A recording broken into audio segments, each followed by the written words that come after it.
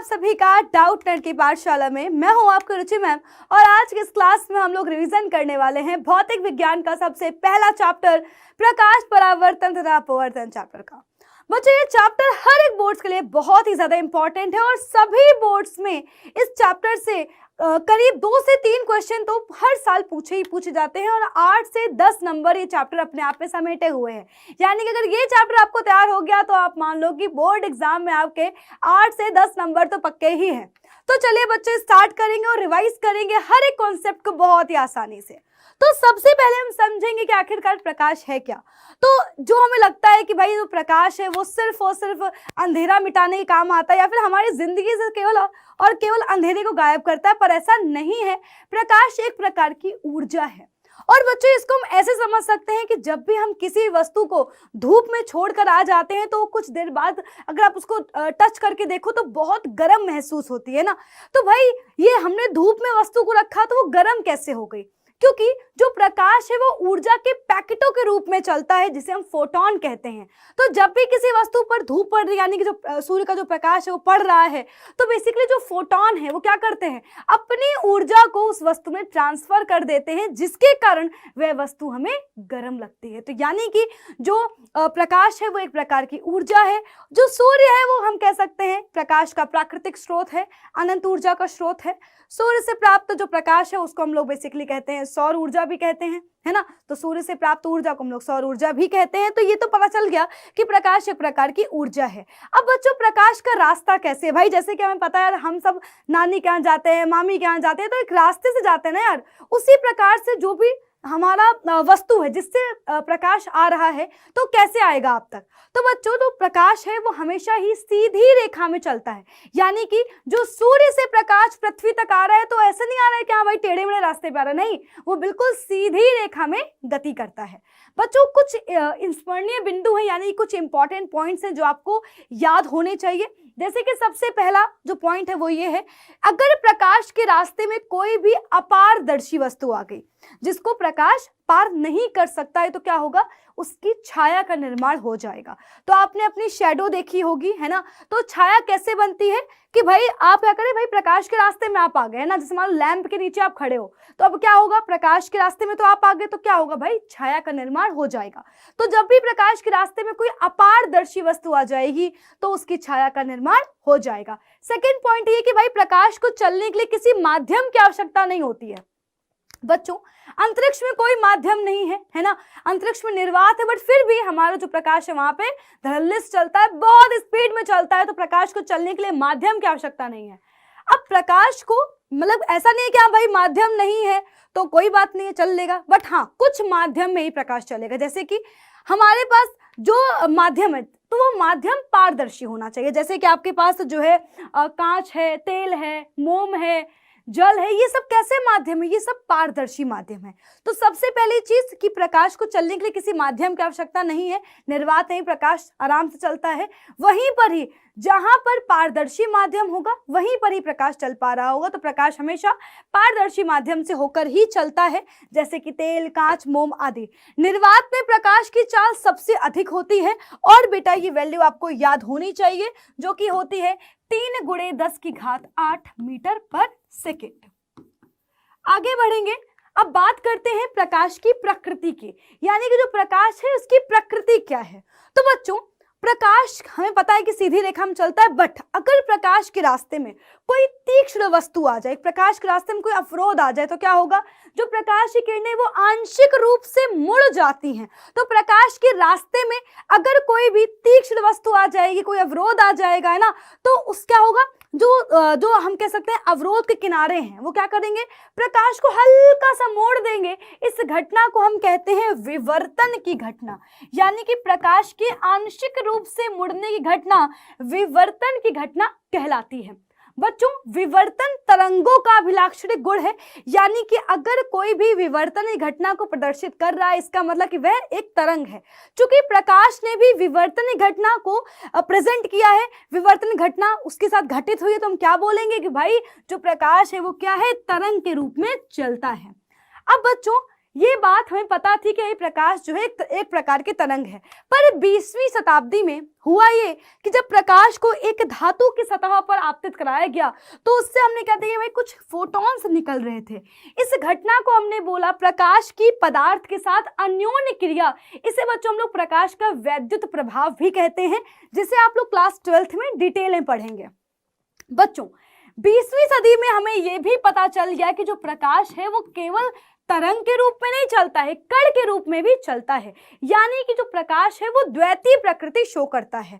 तो आधुनिक क्वांटम सिद्धांत के अनुसार प्रकाश की दो प्रकृति है, प्रकाश दोहरी प्रकृति को प्रदर्शित करता है, प्रकाश तरंग के रूप में भी चलता है और कण के रूप में भी व्यवहार करता है। आगे बढ़ेंगे। अब बच्चों बात करते हैं प्रकाश की घटना की, जो कि सबसे पहली घटना है हम लोग पढ़ेंगे इस चैप्टर में, प्रकाश का परावर्तन।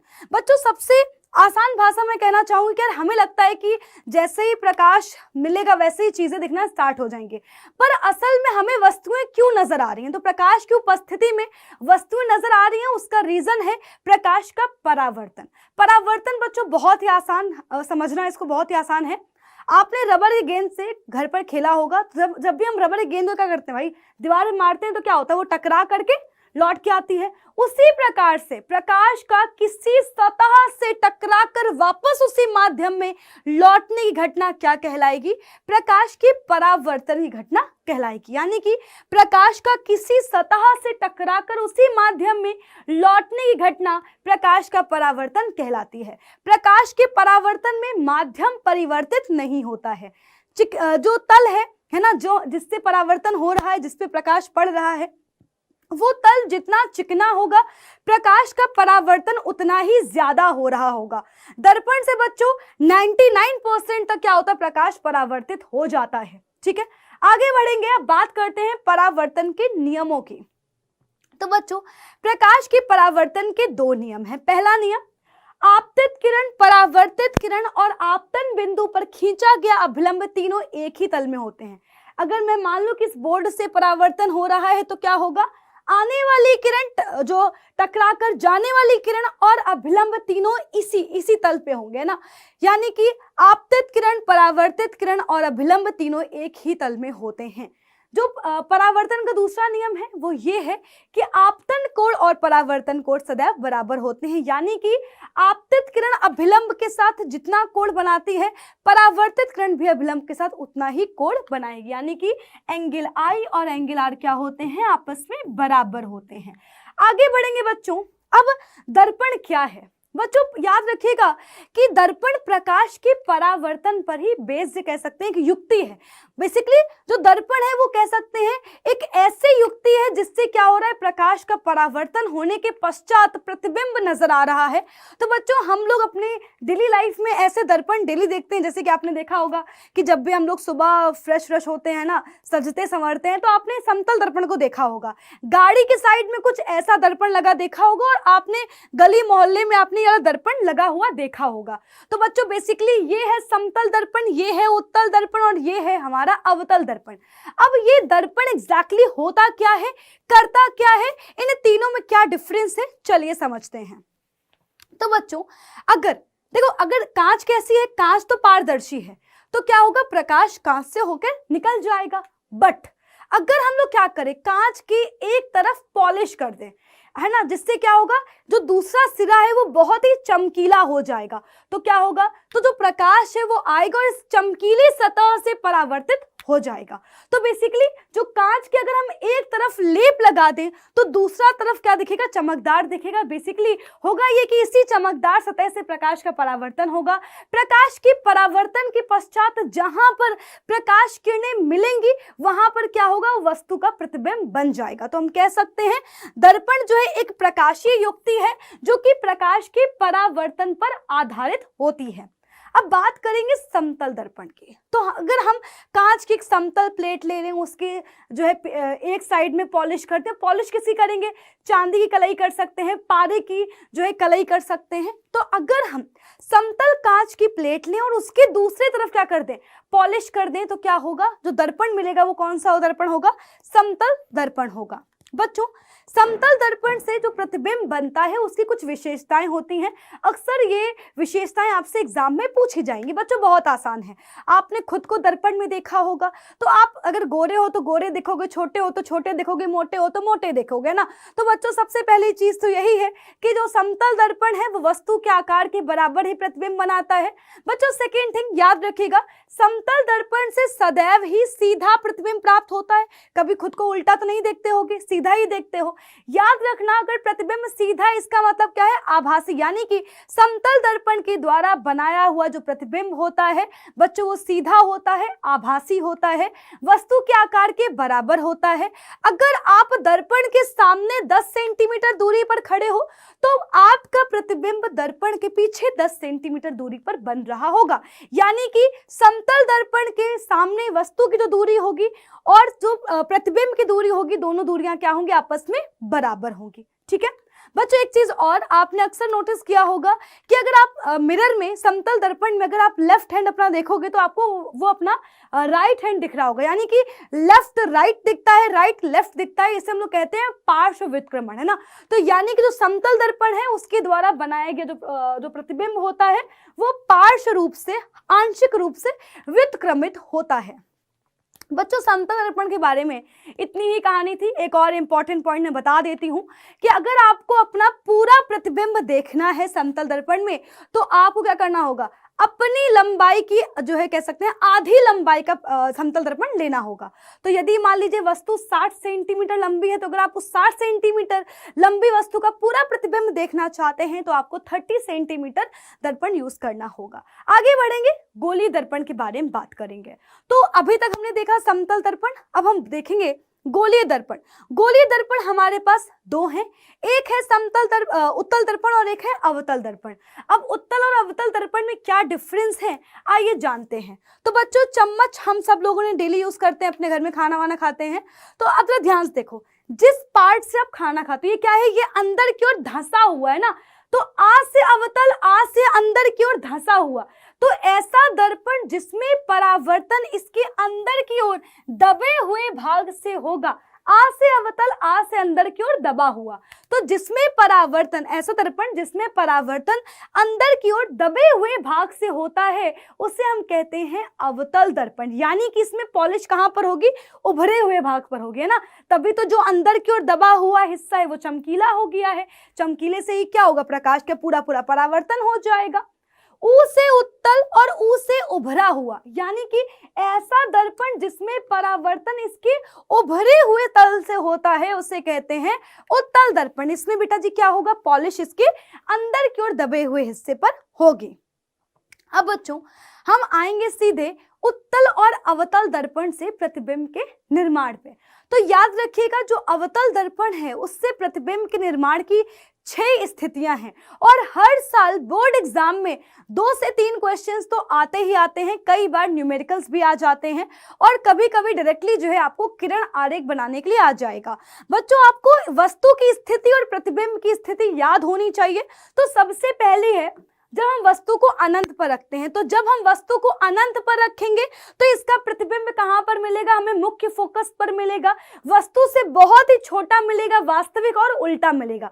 तो पहली स्थिति याद रखना। दूसरी स्थिति होती है जब हम वस्तु को C और अनंत के बीच, यानी कह सकते हो वक्रता केंद्र से परे रखते हैं या कह सकते हो वक्रता केंद्र और अनंत के बीच रखते हैं। तो जब वस्तु को वक्रता केंद्र और अनंत के बीच रखा जाता है तब बेटा प्रतिबिंब मिलता है वक्रता केंद्र और फोकस के बीच, यानी कि C और F के बीच प्रतिबिंब बनता है, वस्तु से छोटा बनता है, वास्तविक और उल्टा बनेगा।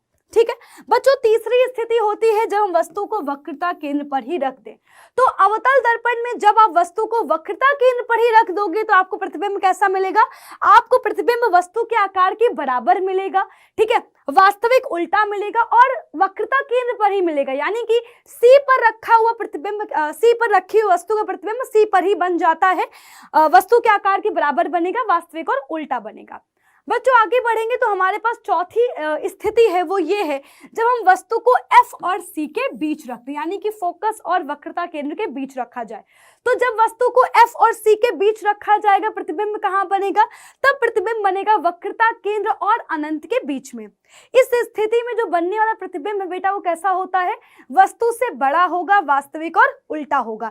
याद रखना जो चौथी स्थिति है बेटा वो हम कह सकते हैं दूसरी स्थिति, देखो ऑपोजिट है। यहाँ पर हमने वस्तु को रखा था वक्रता केंद्र से दूर, या कह सकते हो वक्रता और अनंत के बीच रखा था, प्रतिबिंब सी और एफ के बीच बना था।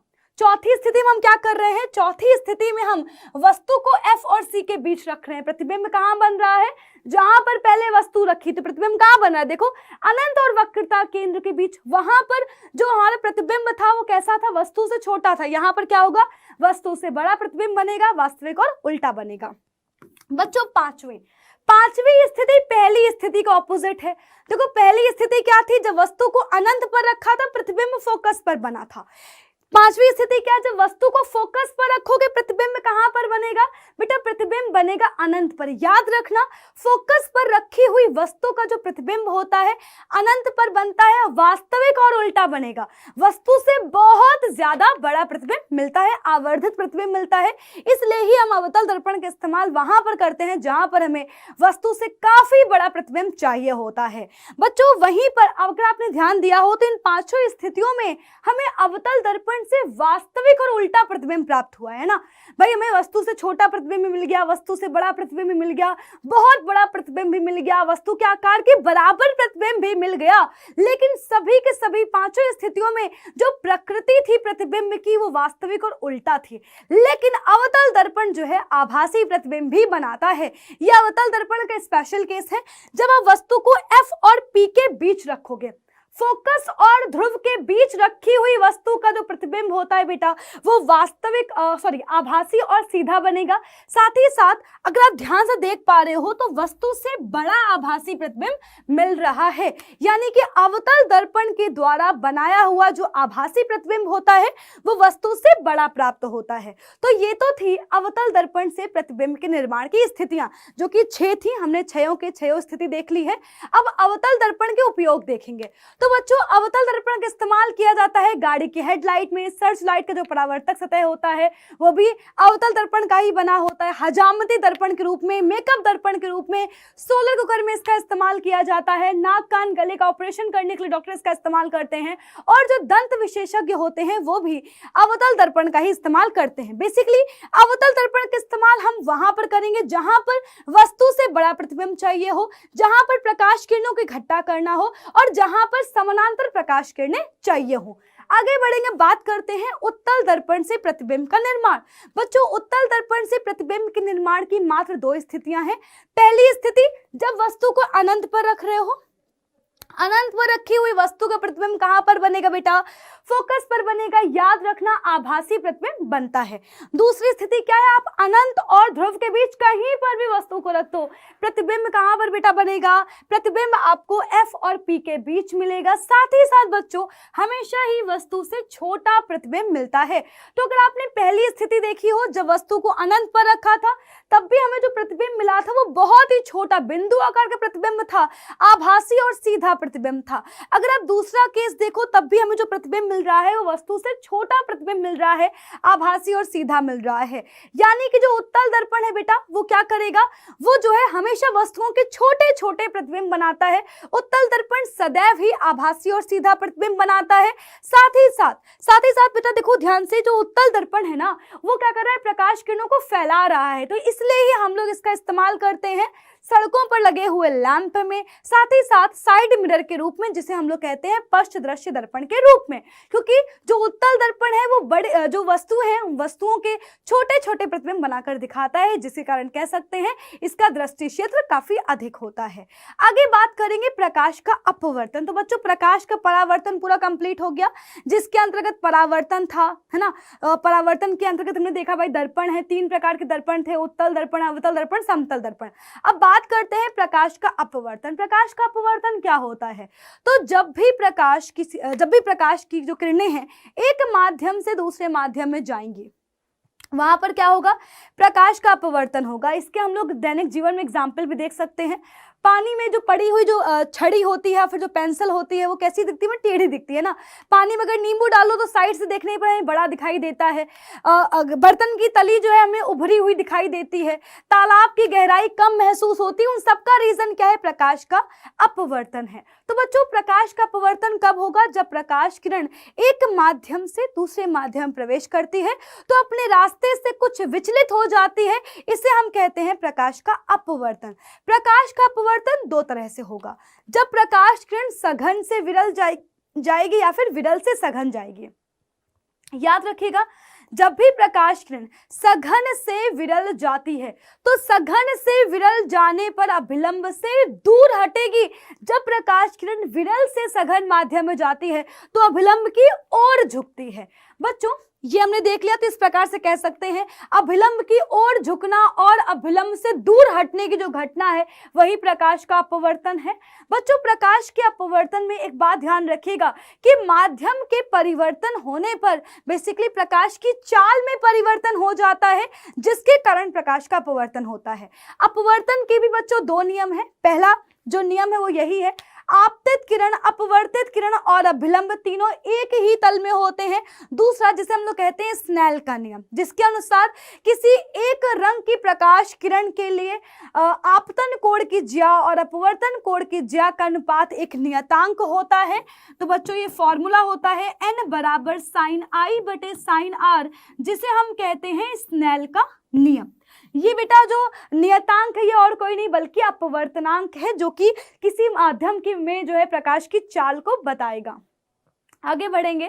कांच के आयताकार स्लैब से प्रकाश का अपवर्तन, तो एक बार इसको देख लेंगे। आप देख सकते हो प्रकाश किरण जो है वायु से कांच की स्लैब में प्रवेश कर रही है। माध्यम में परिवर्तन होने कारण क्या होगा? पहली सतह पर ही क्या होगा? इसका अपवर्तन होगा और ये प्रकाश किरण जो है अभिलंब की ओर झुकेगी, क्योंकि प्रकाश किरण कहां से आ रही है बेटा? वायु से कांच में आ रही है, विरल से सघन माध्यम में आ रही है। जब ये प्रकाश किरण बाहर निकलने की कोशिश करेगी तो बेटा क्या होगा? वापस से इसका अपवर्तन होगा, क्योंकि इस बार प्रकाश किरण सघन से विरल माध्यम में जा रही है ना। कांच से वायु जा रही तो क्या होगा? अभिलंब से दूर हटेगी।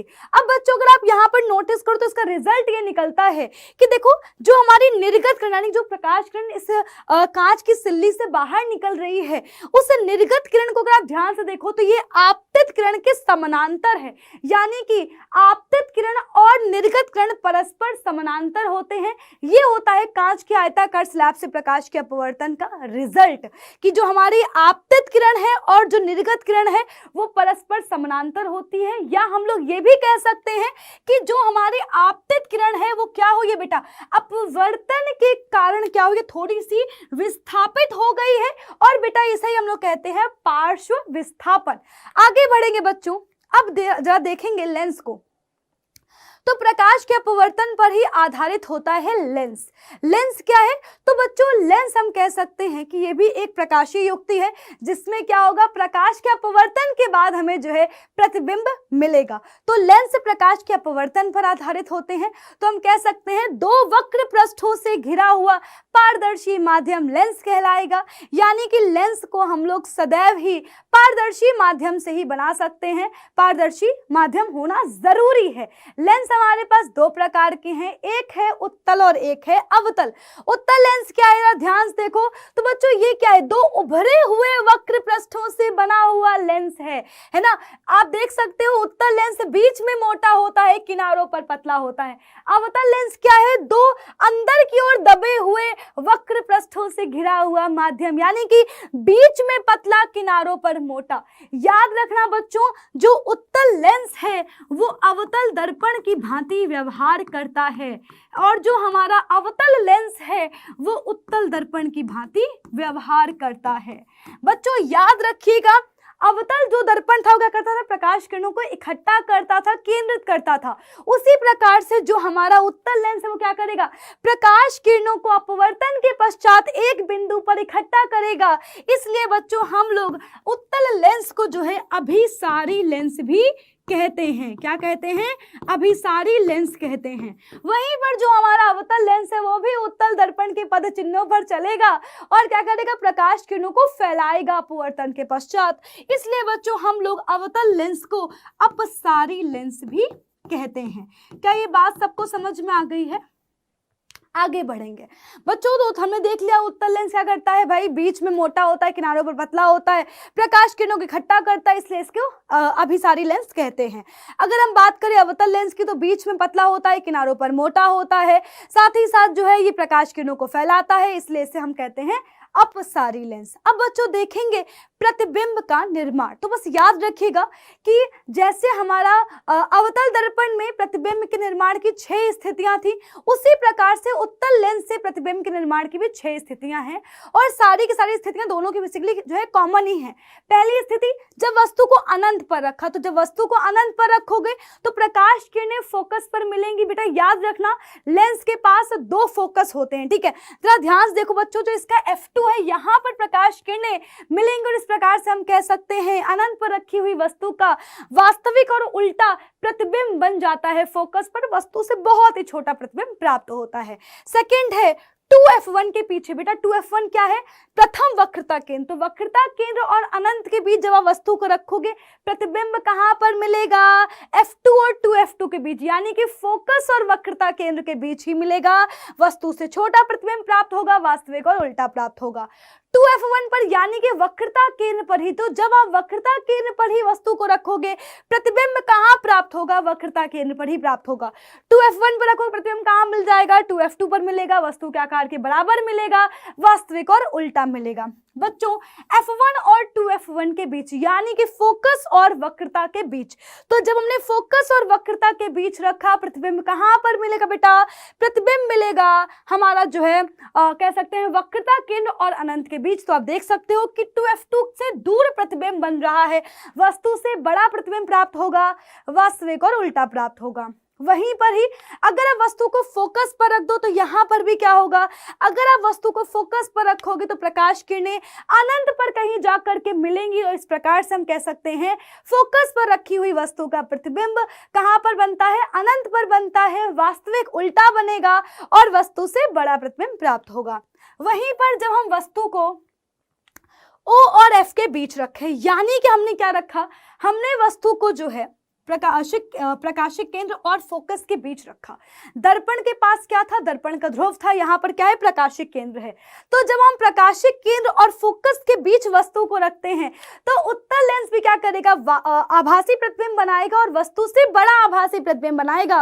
और इस प्रकार आप देख सकते हैं कि जैसे ही वस्तु को F और O के बीच रखा, हमें वस्तु से बड़ा आभासी और सीधा प्रतिबिंब प्राप्त हो जाता है। तो इस प्रकार से हमने 6 स्थितियां देख ली। अवतल लेंस से प्रतिबिंब के निर्माण की मात्र 2 स्थितियां हैं। जब वस्तु को अनंत पर रखोगे, प्रतिबिंब कहां प्राप्त होगा? फोकस पर ही प्राप्त हो जाएगा। सेकंड, अनंत के अतिरिक्त तुम कहीं भी रख दो, है ना। अगर आप चाहे वस्तु को यहाँ रखो, चाहे यहाँ रखो, चाहे यहाँ रखो, हमेशा क्या होगा? हमेशा ही बच्चों आपको आभासी और सीधा वस्तु से छोटा प्रतिबिंब प्राप्त होगा। तो इस प्रकार से अवतल लेंस से बने हुए जो प्रतिबिंब होते हैं वो सदैव ही आभासी और सीधा वस्तु से छोटे होते हैं। वहीं पर जो हमारा उत्तल लेंस है वो वस्तु के बराबर प्रतिबिंब भी बना सकता है, वस्तु से छोटा ही बना सकता है, वस्तु से बड़ा ही बना सकता है, आभासी ही बना सकता है, वास्तविक प्रतिबिंब भी बना सकता है। आगे बढ़ेंगे बच्चों, बात करते हैं कुछ फॉर्मूलेस की। तो बच्चों इस चैप्टर में कुछ फॉर्मूलेज हैं, जैसे कि हमारा पहला फॉर्मूला है दर्पण सूत्र। तो याद रखिएगा दर्पण सूत्र होता है 1/f बराबर 1/v प्लस 1/u, जहां पर f होती है फोकस दूरी, v है प्रतिबिंब की दूरी, u है वस्तु की दूरी। याद रखिएगा वस्तु की दूरी सदैव नेगेटिव लेते हैं, क्योंकि वस्तु हमेशा कहाँ रखी होगी? वस्तु हमेशा दर्पण और लेंस के सामने रखी होती है, बाईं ओर रखी होती है। वहीं पर बच्चों याद रखना जो हमारा उत्तल दर्पण होगा उसकी फोकस दूरी पॉजिटिव होगी, अवतल दर्पण की फोकस दूरी नेगेटिव होगी। रेखीय आवर्धन की अगर बात करूं तो बेटा आवर्धन क्या होता है? प्रतिबिंब का आकार और वस्तु के आकार का जो अनुपात होता है उसे कहते हैं आवर्धन। m बराबर I/O। बच्चों वहीं पर ही रेखीय आवर्धन का एक सूत्र और भी है, m बराबर माइनस का v/u, यानी कि प्रतिबिंब की दूरी बटे वस्तु की दूरी के अनुपात को भी हम लोग कह सकते हैं आवर्धन, है ना। याद रखिएगा जब हम लोग दर्पण के लिए आवर्धन निकालते हैं तो m बराबर माइनस का v/u लेते हैं, जब लेंस के लिए आवर्धन निकालते हैं तो m बराबर v/u यू लेते हैं। ठीक है, अगर आवर्धन नेगेटिव है इसका मतलब क्या है, प्रतिबिंब जो है वास्तविक और उल्टा होगा। अगर आवर्धन धनात्मक है इसका मतलब कि प्रतिबिंब आभासी और सीधा होगा। बच्चों वहीं पर अगर मैं बात करूं लेंस सूत्र की, तो बच्चों लेंस सूत्र है 1/f बराबर 1/v माइनस का 1/u, जहां पर f है फोकस दूरी, v है प्रतिबिंब की दूरी और u है वस्तु की दूरी। याद रखिएगा उत्तल लेंस की फोकस दूरी धनात्मक होती है, अवतल लेंस की फोकस दूरी नेगेटिव होती है। साथ ही साथ याद रखना अवतल लेंस के लिए प्रतिबिंब की दूरी और वस्तु की दूरी दोनों ही नेगेटिव होंगी, क्योंकि बच्चों अवतल लेंस में जो प्रतिबिंब बनता है वो बाईं ओर बन रहा होता है, इसलिए u और v इस केस में हम लोग नेगेटिव, दोनों ही नेगेटिव लेंगे और फोकस दूरी तो नेगेटिव होती ही है।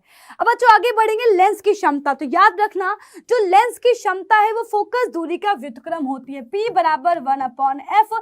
लेंस की क्षमता का SI मात्रक होता है डायोप्टर। बच्चों याद रखना डायोप्टर हम लोग तब लेंगे जब फोकस दूरी किसमें होगी, मीटर में होगी। तो बच्चों बेसिकली जो है ये हमारा पूरा चैप्टर था। ये चैप्टर भौतिक विज्ञान का सबसे इंटरेस्टिंग और सबसे आसान चैप्टर है। इस चैप्टर से हर साल बोर्ड एग्जाम में 2 से 3 क्वेश्चंस तो पूछे जाते हैं। बच्चों इस चैप्टर से अगर आपको कहीं लॉन्ग आंसर मिल गया तो फिर तो आपके लिए बहुत आसान हो जाएगा, क्योंकि चैप्टर बहुत आसान है। तो इस चैप्टर को मेनली 2 हिस्सों में डिवाइड किया गया है। पहला मानव नेत्र और दूसरा है रंग बिरंगा संसार। तो सबसे पहले तो हम एक बार फ्लो चार्ट की मदद से देख लेंगे कि इस चैप्टर में कौन कौन से कॉन्सेप्ट्स हैं, उसके बाद हम डिटेल में हर एक कॉन्सेप्ट को समझेंगे। तो चलिए शुरू करते हैं। तो सबसे पहले हम इस चैप्टर में पढ़ेंगे मानव नेत्र की संरचना के बारे में, जिसमें हम देखेंगे कि मानव नेत्र के विभिन्न हिस्सों का कार्य क्या है, यानी कि पुतली क्या कार्य करती है, परितारिका का काम क्या है, या दृष्टिपटल का काम क्या है। इसके बाद हम लोग देखेंगे कि किस प्रकार से मानव नेत्र दूर और पास की वस्तुओं को देख पाती है, जो कि हमें पढ़ने को मिलता है समंजन क्षमता के अंतर्गत। तो मानव नेत्र अपनी फोकस दूरी को समायोजित करके दूर और पास की वस्तुओं को रेटिना पर फोकसित कर देती है। इसे ही हम लोग कहते हैं मानव नेत्र की समंजन क्षमता। यहीं पर ही हमें पता चलता है दृष्टिपरास के बारे में, यानी कि स्वस्थ मानव नेत्र 25 सेंटीमीटर से अनंत तक की वस्तुओं को स्पष्ट रूप से देख सकती है। पर यदि कोई नेत्र पास या दूर को देखने में कठिनाई महसूस करती है तो इसका मतलब क्या है, उसकी आंख में कोई ना कोई दोष है। यानी कि हम इसकी बात पढ़ते हैं दृष्टि दोषों के बारे में। आपके सिलेबस में मेनली 3 प्रकार के दोष हैं, निकट दृष्टि दोष, दूर दृष्टि दोष और जरा दूरदर्शिता। पर मैंने आपको एक्स्ट्रा दोष भी पढ़ा रखे हैं, जैसे कि वर्णांधता, मोतियाबिंद और आबिंदुकता। आज के सेशन में मैं वो भी आपको रिवाइज करवा दूंगी। बच्चों इसके बाद हम लोग पढ़ते हैं इस चैप्टर का अगला हिस्सा, जो कि है रंग बिरंगा संसार। तो रंग बिरंगा संसार में बच्चों हम सबसे पहले पढ़ते हैं वर्ण विक्षेपण के बारे में। तो प्रिज्म के द्वारा श्वेत प्रकाश का अलग अलग रंगों में विभक्त होने की घटना वर्ण विक्षेपण घटना कहलाती है। श्वेत प्रकाश 7 रंगों से मिलकर बना हुआ है। ये बात हमें पता चलती है जब हम देखते हैं 2 प्रिज्मों को लेकर के, यानी कि श्वेत प्रकाश का पुनर्योजन भी इसका सब टॉपिक है। अब प्रकाश का वर्ण विक्षेपण हुआ क्यों, तो इस बात का हमें पता चलता है प्रिज्म द्वारा अपवर्तन की घटना पढ़ने पर। यानी कि बच्चों इस कॉन्सेप्ट के 2 सब टॉपिक हैं। पहला है प्रिज्म द्वारा अपवर्तन और नेक्स्ट है श्वेत प्रकाश का पुनर्योजन।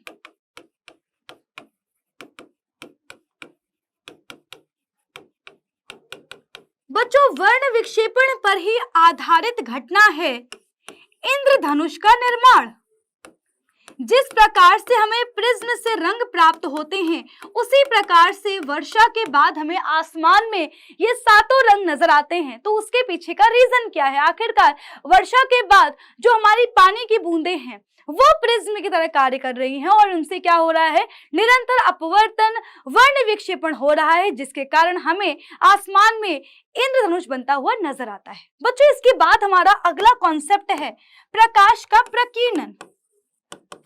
वायुमंडलीय कणों के द्वारा प्रकाश का चारों दिशाओं में फैलने की घटना प्रकाश का प्रकीर्णन कहलाती है। इस घटना पर आधारित हम लोग दैनिक घटनाएं देख सकते हैं, जैसे कि स्वच्छ आकाश का नीला दिखाई देना, समुद्र के पानी का नीला दिखाई देना, दूर से किसी नदी को देखने पर नीला दिखाई देना। अक्सर हम लोग देखते हैं कि रेलवे सिग्नल का रंग लाल होता है, खतरे का निशान लाल होता है, सूर्योदय और सूर्यास्त के समय सूर्य लाल दिखाई देता है। तो ये सारी की सारी घटनाएं किस पर आधारित हैं? प्रकाश के प्रकीर्णन पर आधारित हैं। बच्चों, जो टिंडल प्रभाव है वो भी प्रकाश के प्रकीर्णन का ही सब टॉपिक है, यानी कि टिंडल प्रभाव भी प्रकाश के प्रकीर्णन पर ही आधारित होता है। बच्चों, इसके बाद हम अगला कॉन्सेप्ट पढ़ेंगे जो कि है वायुमंडलीय अपवर्तन। वायुमंडलीय अपवर्तन।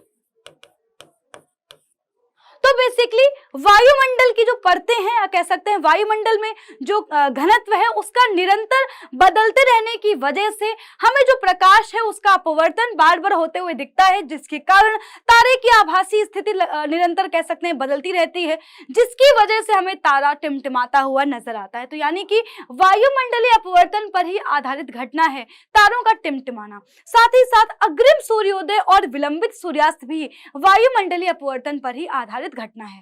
तो बच्चों, ये इस चैप्टर के सारे कॉन्सेप्ट थे। तो चलिए अब एक बार जरा डिटेल में हर एक कॉन्सेप्ट को समझ लेते हैं। तो सबसे पहले हम पढ़ेंगे मानव नेत्र के बारे में। तो मानव नेत्र भगवान का दिया हुआ सबसे सुंदर और सबसे बहुमूल्य उपहार है, क्योंकि इसकी वजह से ही हम अपने चारों तरफ के संसार के चारों तरफ का जो संसार है, रंग बिरंगा संसार है, उसे देख पाते हैं। बच्चों, इसके बाद हम लोग एक चीज और देखेंगे कि अक्सर आपने देखा होगा कि मानव नेत्र जो है उसकी तुलना हम लोग कैमरे से करते हैं। तो कैमरे का आविष्कार मानव नेत्र को देख करके ही किया गया। जिस प्रकार से कैमरा जो है सामने रखी वस्तुओं के प्रतिबिंब बनाता है, उसी प्रकार से मानव नेत्र भी क्या कर रही है? वस्तुओं का प्रतिबिंब ही तो बनाती है। तो कैमरे का आविष्कार किसको देख के किया गया? मानव नेत्र को देखकर किया गया, और मानव नेत्र की तुलना हम लोग कैमरे से करते हैं। इसके बाद बच्चों, सोचने वाली बात यह है कि आखिरकार हमारे पास दो आंखें क्यों हैं?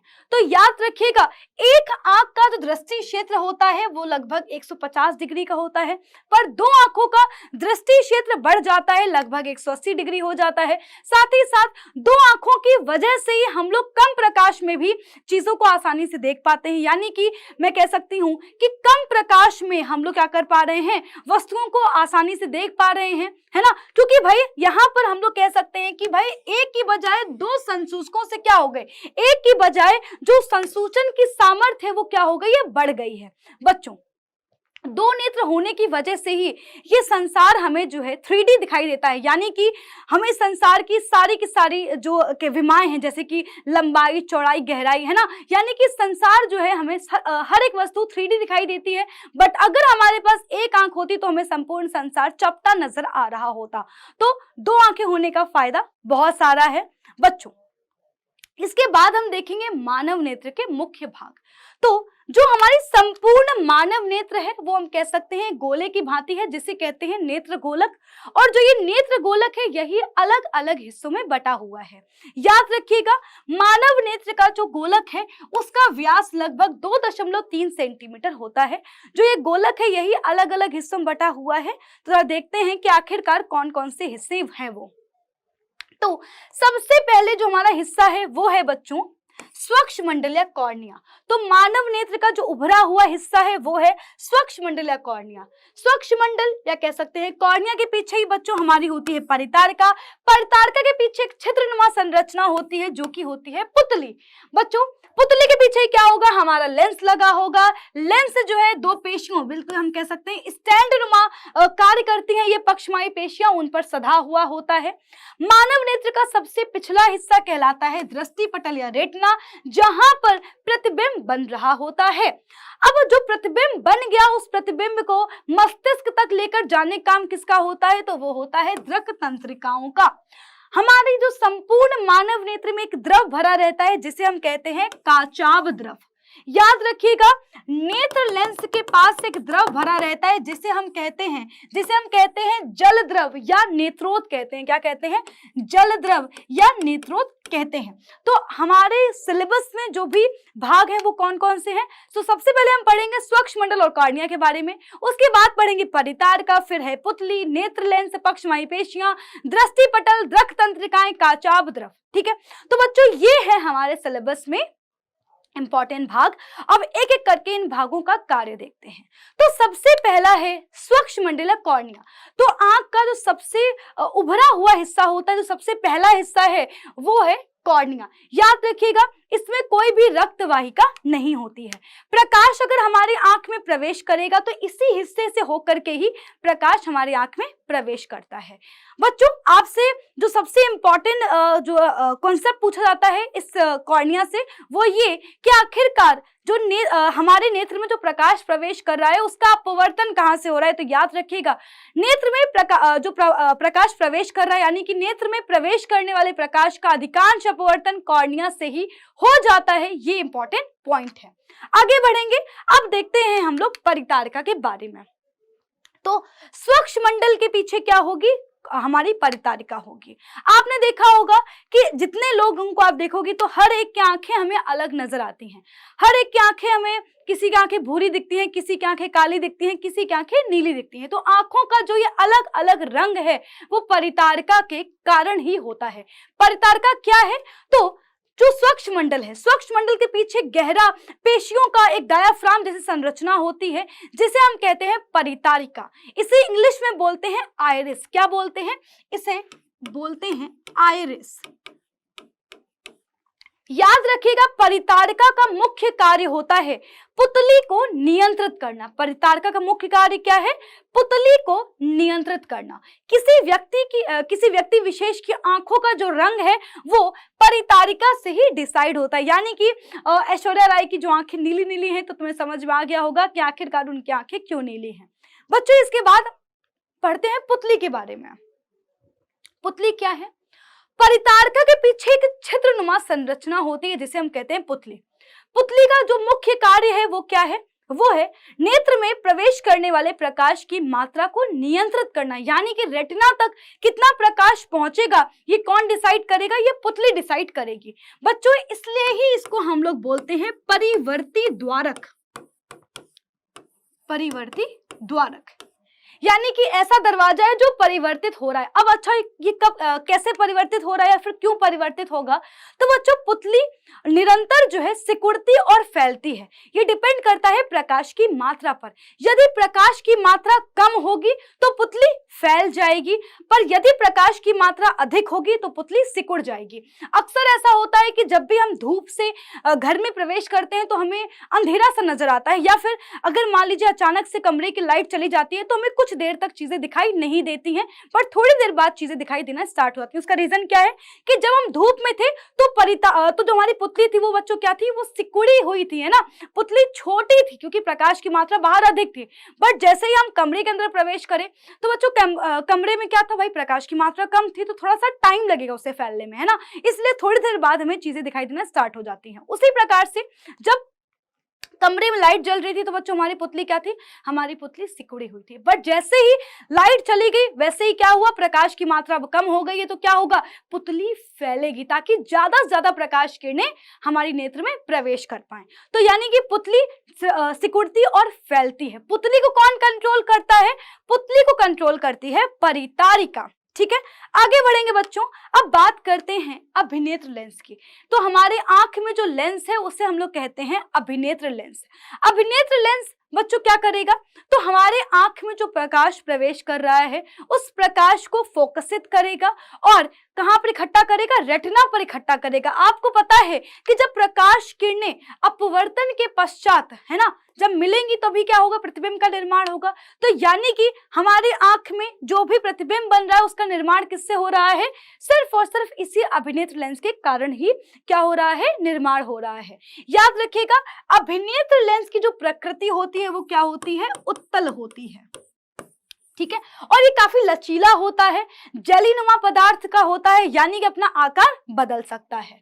बच्चों, अब जो हमारा उत्तल लेंस वो क्या करता है, वो प्रकाश किरणों को फोकसित करता है। उसी प्रकार से जो हमारे आंख में लगा हुआ अभिनेत्र लेंस है वो क्या करेगा, वो वस्तु से आने वाली प्रकाश किरणों को क्या करेगा, वो अपवर्तन के पश्चात फोकसित करेगा। कहां पर, रेटिना पर फोकसित करेगा। और इस प्रकार से किसी भी वस्तु का वास्तविक उल्टा वस्तु से छोटा, याद रखिएगा, वास्तविक उल्टा वस्तु से छोटा प्रतिबिंब बन जाता है रेटिना पर। अब अभिनेत्र लेंस ने क्या किया भाई, रेटिना पर प्रतिबिंब तो बना दिया, पर अब जो ये प्रतिबिंब है ये कैसे पहुंचेगा ये हम आगे देखेंगे। इसके बाद हम बात कर लेते हैं काचाभ द्रव की। तो हमारे आंख में जो द्रव भरा है उसे हम कहते हैं काचाभ द्रव। याद रखिएगा, इस द्रव का जो अपवर्तनांक होता है वो लगभग 1.336 होता है। और हमारे आंख में जो प्रकाश अपवर्तित हो रहा है तो कहीं ना कहीं काचाभ द्रव से भी कुछ ना कुछ प्रकाश अपवर्तित हो जाता है। ठीक है, अब आगे हम बढ़ेंगे तो हमारा अगला भाग है दृष्टिपटल या रेटिना। तो आंख का सबसे पिछला हिस्सा होता है दृष्टिपटल, है ना, जिसको हम लोग इंग्लिश में बोलते हैं रेटिना, और हम लोग इसको इस प्रकार से लिखते हैं। बच्चों, ये कह सकते हैं हमारे आंख का पर्दा भी है ना। ये एक ऐसी झिल्ली है जहां पर बहुत सारी प्रकाश सुग्राही कोशिकाएं होती हैं। यानी कि जैसे ही प्रतिबिंब बना, प्रतिबिंब कहां पर बनेगा, रेटिना पर बनेगा। जैसे ही प्रतिबिंब बना वैसे ही जो ये हमारी लाइट सेल्स हैं, जैसे कि हमारे जैसे ही प्रतिबिंब बना, प्रतिबिंब के बनते ही प्रकाश सुग्राही कोशिकाएं एक्टिव हो जाती हैं, जग जाती हैं, और क्या करेंगी, उसी प्रतिबिंब को विद्युत सिग्नल में कन्वर्ट कर देती हैं। यानी कि प्रतिबिंब का विद्युत सिग्नल भी कहां पर उत्पन्न हो जाएगा, रेटिना पर उत्पन्न हो जाता है। और इन सिग्नलों को मस्तिष्क तक कौन लेकर जाएगा, सिग्नलों को मस्तिष्क तक बच्चों लेकर जाती हैं दृक तंत्रिकाएं। फिर से सुनिएगा, तो बच्चों एकदम से स्टार्टिंग सुनते हैं। हमारी आंख का सबसे पहला हिस्सा क्या था, हमारी आंख का सबसे पहला हिस्सा था सूक्ष्ममंडल और कॉर्निया। तो हमारे आंख में प्रकाश प्रवेश करा, उसका अपवर्तन हुआ। अब हुआ क्या कि प्रकाश की मात्रा को कंट्रोल किया रेटिना ने। ठीक है, रेटिना को फैलना है या फिर सिकुड़ना है ये कौन डिसाइड करेगा, परितारिका डिसाइड करेगी। यानी कि रेटिना के आकार को जो हमारी पुतली है, पुतली के आकार को नियंत्रित करेगी परितारिका। तो सबसे पहले क्या हुआ, सबसे पहले सूक्ष्ममंडल में प्रकाश प्रवेश किया, उसके बाद परितारिका ने जो है पुतली को सिकुड़ाया या कह सकते हैं फैलाया, जिस प्रकार से जो है नियंत्रित जो है एक प्रकाश की मात्रा हमारी आंख में प्रवेश करी। और ये प्रकाश की मात्रा, जो ये प्रकाश किरणें हैं, ये पहुंची हमारे लेंस तक। कौन सा लेंस, अभिनेत्र लेंस। अभिनेत्र लेंस से क्या हुआ, प्रकाश का अपवर्तन हुआ, और प्रकाश के अपवर्तन के पश्चात प्रकाश किरणें फोकसित हुई रेटिना पर। यानी कि अभिनेत्र लेंस ने हमारी वस्तु का हमारी वस्तु का वास्तविक उल्टा और वस्तु से छोटा प्रतिबिंब बना दिया है रेटिना पर। जैसे ही रेटिना पर प्रतिबिंब बना वैसे ही रेटिना पर उपस्थित प्रकाश सुग्राही कोशिकाएं एक्टिव हो जाती हैं और वो उस प्रतिबिंब का विद्युत सिग्नल उत्पन्न कर देंगे, विद्युत सिग्नल कन्वर्ट कर देंगे। उन विद्युत सिग्नलों को दृक तंत्रिकाएं मस्तिष्क तक लेकर जाएंगी। मस्तिष्क क्या करेगा, उन सिग्नलों की व्याख्या करेगा, और इसीलिए ही हम किसी वस्तु को वैसा ही देख पाते हैं जैसे कि वो होती है। सोचने वाली बात है कि अगर प्रतिबिंब उल्टा बन रहा है रेटिना पर तो ये वस्तुएं सीधी नजर क्यों आ रही हैं, क्योंकि उस जैसे ही प्रतिबिंब रेटिना पर बना उसका जो है विद्युत सिग्नल कन्वर्ट हुआ। विद्युत सिग्नल कन्वर्ट होने के बाद वो पहुंचा मस्तिष्क में। मस्तिष्क ने उन सिग्नलों की व्याख्या करी और हम सभी वस्तुओं को वैसा ही देख पाते हैं जैसे कि वो होती हैं। तो बच्चों, ये तो था मानव नेत्र का कार्य। अब जरा देखते हैं कि आखिरकार हम किस प्रकार से पास और दूर की वस्तुओं को देख पाते हैं। तो बच्चों, हम पास और दूर की वस्तुओं को देख पाते हैं क्योंकि हमारी मानव नेत्र के पास क्या है, समंजन क्षमता है। यानी कि मानव नेत्र अपनी फोकस दूरी को, जो हमारा लेंस वो क्या कर देगा, मानव नेत्र में जो लेंस लगा हुआ है वो क्या करेगा, अपनी फोकस दूरी को समायोजित करके दूर और पास की वस्तुओं को रेटिना पर फोकसित कर देता है, जिसके कारण हमारी जितनी वस्तुएं, चाहे वो दूर की हो चाहे पास की हो, उन सभी वस्तुओं को जो प्रतिबिंब है रेटिना पर बन जाता है और इस प्रकार से हम दूर और पास की वस्तुओं को देख पाते हैं। यानी कि समंजन क्षमता के कारण ही दूर और पास की वस्तुएं दिखाई देती हैं। अब एक एक बात और है बच्चों, आखिरकार हमारा जो लेंस है वो किस प्रकार से अपना आकार परिवर्तित कर रहा है, ये सोचने वाली बात है बच्चों। मैंने आपको स्टार्टिंग बताया था कि जो हमारा लेंस था वो पक्षमाभी पेशियों पर सधा हुआ था, यानी कि जो हमारी पक्षमायी पेशियां वो क्या करती हैं, वो जो है लेंस के आकार को परिवर्तित करती हैं। यानी कि जब हम पास की वस्तु को देखेंगे, जब हम पास की वस्तु को देख रहे होते हैं, निकट की वस्तुओं को देख रहे होते हैं, तो क्या होता है, जब हम पास की वस्तुओं को देख रहे होते हैं तो ये पेशियां क्या करती हैं बच्चों, पेशियां जो है सिकुड़ती हैं और लेंस को क्या कर देती हैं, लेंस को छोटा मोटा गोल कर देती है। यानी कि हमारा जो लेंस है वो छोटा मोटा गोल हो जाता है। उस टाइम पर वक्रता अधिक होती है, फोकस दूरी कम होती है। यानी कि जब हम पास की वस्तु को देख रहे होते हैं तो फोकस दूरी कम होती है और वक्रता अधिक होती है, और इस प्रकार से हम क्या कर पा रहे होते हैं, पास की वस्तुओं को देख पाते हैं। जब हम दूर की वस्तुओं को देख रहे होते हैं तो जो ये पेशियां हैं, पक्षमायी पेशियां शिथिल होती हैं, यानी कि आराम कर रही होती हैं, और उस टाइम पर जो हमारा नेत्र लेंस है वो पतला लंबा होता है और उस टाइम पर वक्रता कम, फोकस दूरी सबसे ज्यादा। यानी कि जब हम दूर की वस्तुओं को देखते हैं तो फोकस दूरी सबसे अधिक होती है, और इस प्रकार से दूर जब हम वस्तु को देख रहे होते हैं तो फोकस दूरी अधिक होने की वजह से प्रतिबिंब रेटिना पर बन जाता है और हम दूर की वस्तुओं को देख पाते हैं। यानी कि बच्चों, जब हमारी पक्षमायी पेशियां शिथिल होंगी, लेंस पतला होगा, फोकस दूरी बढ़ गई होगी, तो बच्चों उस टाइम पर हम कहां देख रहे होंगे, हम दूर की वस्तु को देख रहे होंगे। यानी कि जब दूर की वस्तु को देखेंगे तब ये फ्लो चार्ट होगा। जब हम पास की वस्तुओं को देखते हैं तब पक्षमायी पेशियां सिकुड़ती हैं, लेंस छोटा मोटा गोल हो जाता है और फोकस दूरी कम हो जाती है, और इस प्रकार से हम पास की वस्तु को देख पाते हैं।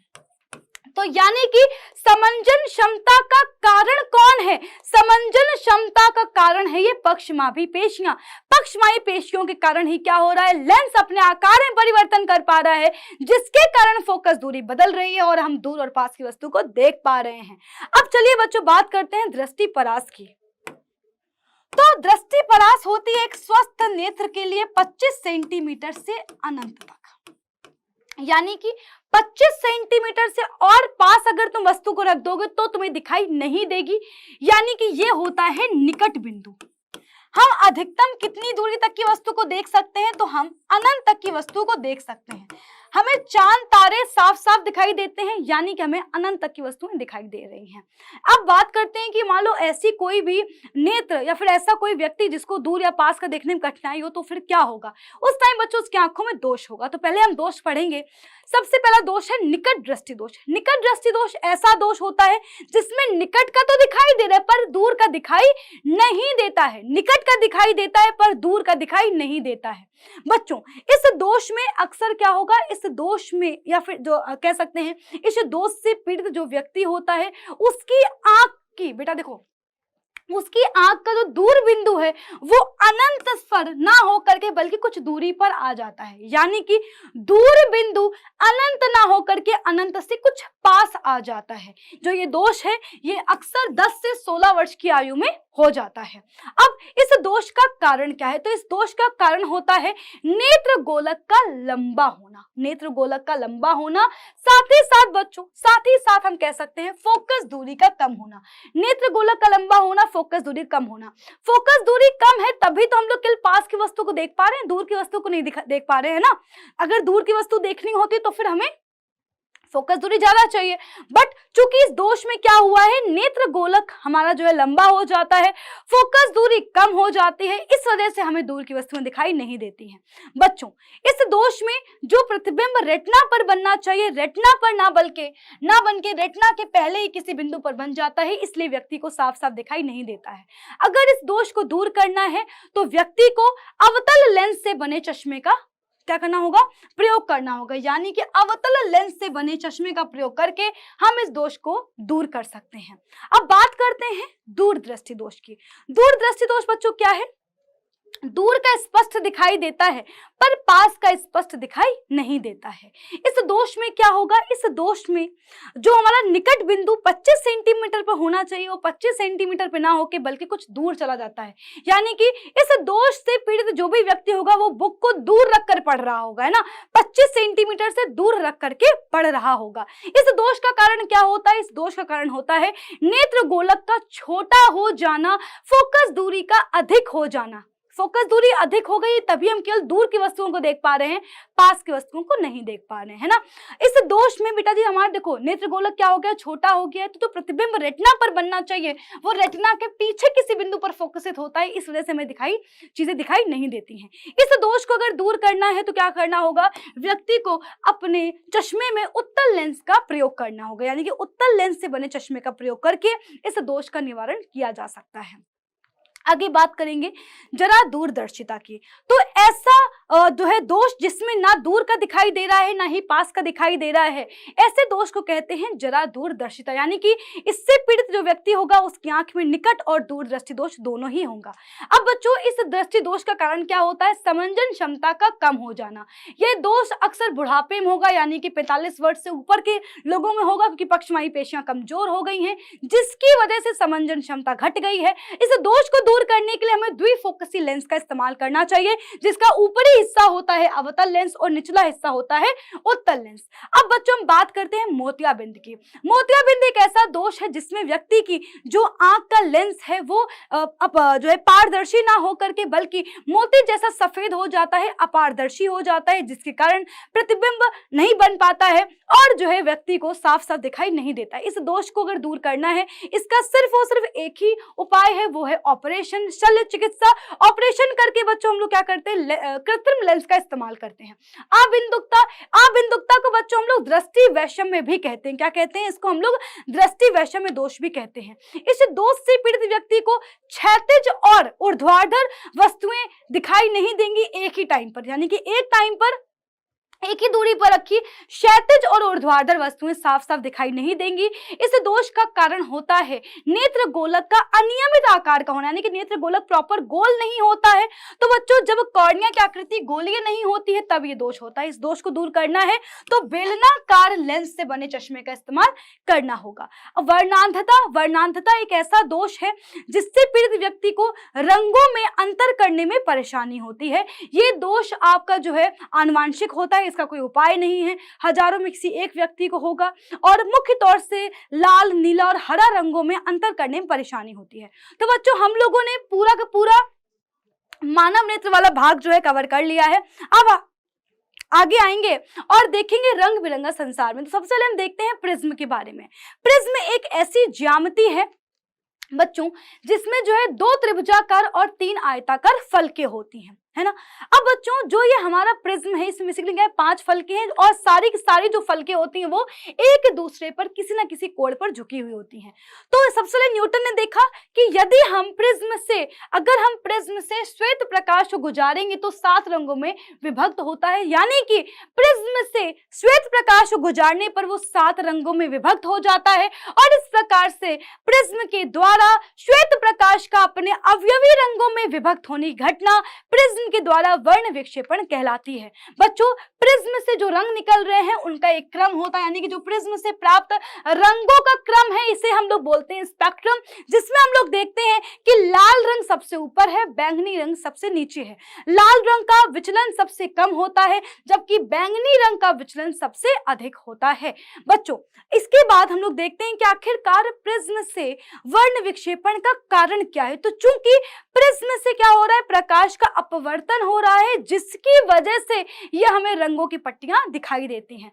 तो आप देख सकते हो जब प्रकाश वायु से प्रकाश जो है कांच में प्रवेश करेगा तो क्या होगा, माध्यम बदल रहा है, अपवर्तन होगा। जब हमारी प्रकाश किरण प्रिज्म के अंदर है ना, जब वो बाहर निकलने की कोशिश करेगी तो क्या होगा, उसका दोबारा से अपवर्तन होगा और इस प्रकार से प्रिज्म से जो है प्रकाश का 2 बार अपवर्तन होता है।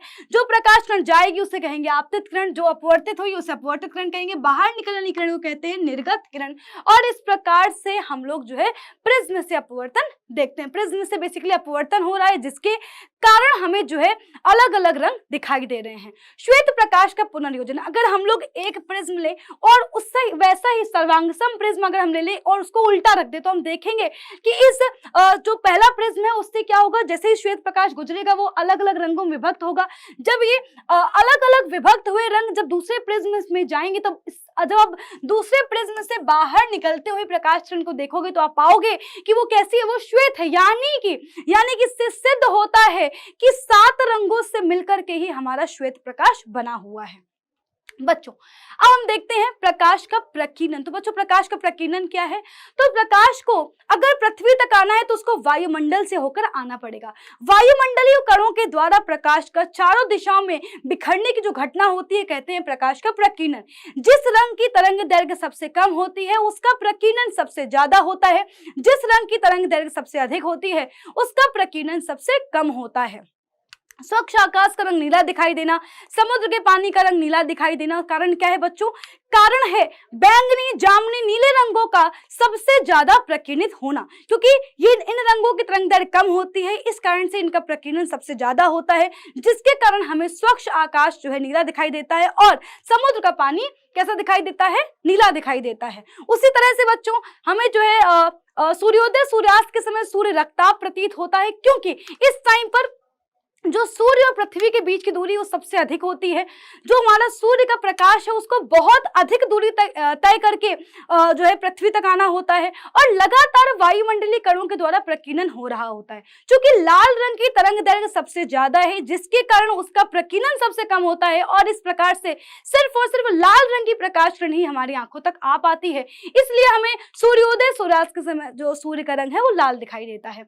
सिग्नल का रंग हम लोग रेड इसलिए ही लेते हैं, खतरे का निशान हम लोग रेड इसलिए लेते हैं ताकि दूर से आने वाले व्यक्ति को ये साफ साफ नजर आ जाए, इसका प्रकीर्णन कम होता है। टिंडल प्रभाव, तो जब भी प्रकाश किसी कोलाइडी माध्यम से गुजरेगा तो प्रकाश का रास्ता साफ साफ दिखाई पड़ता है। इस घटना को हम कहते हैं टिंडल प्रभाव, यानी कि प्रकाश की मार्ग का साफ साफ दिखाई पड़ना, इस घटना को हम बोलते हैं टिंडल प्रभाव। कोलाइडी कण, जो हमारे माध्यम में कोलाइडी कण है, इन कोलाइडी कणों के द्वारा प्रकाश का प्रकीर्णन हो रहा होता है जिसकी वजह से हमें ये प्रकाश का रास्ता साफ साफ दिखाई दे रहा है।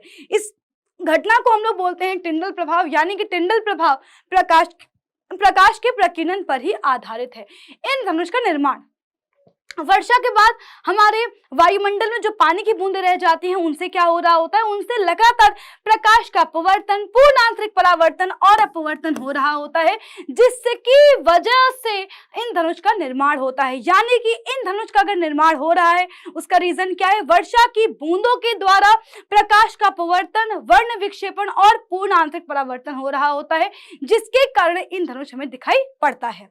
वायुमंडलीय अपवर्तन क्या है? तो बच्चों जैसे जैसे हम लोग ऊंचाई में जाएंगे तो ऊंचाई के साथ साथ जो घनत्व है वो क्या होगा? घनत्व घटता जाता है। यानी कि बेसिकली जो हमारा अपवर्तनांक है, वायुमंडल का जो अपवर्तनांक है, अपवर्तनांक में अंतर आ रहा होता है। अपवर्तनांक जो है ऊंचाई के साथ, ऊंचाई बढ़ने के साथ क्या होगा? घटता जाता है, जिसके कारण जो है जो भी प्रकाश हमारा जो है अगर हमारा प्रकाश जैसे मान लीजिए तारों से प्रकाश जो है पृथ्वी तक आ रहा है तो तारों से आने वाला जो प्रकाश है उसका क्या होगा? वायुमंडल में कई बार अपवर्तन हुआ, क्योंकि क्या हो रहा है भाई? अपवर्तनांक में अंतर है, इसका मतलब क्या है?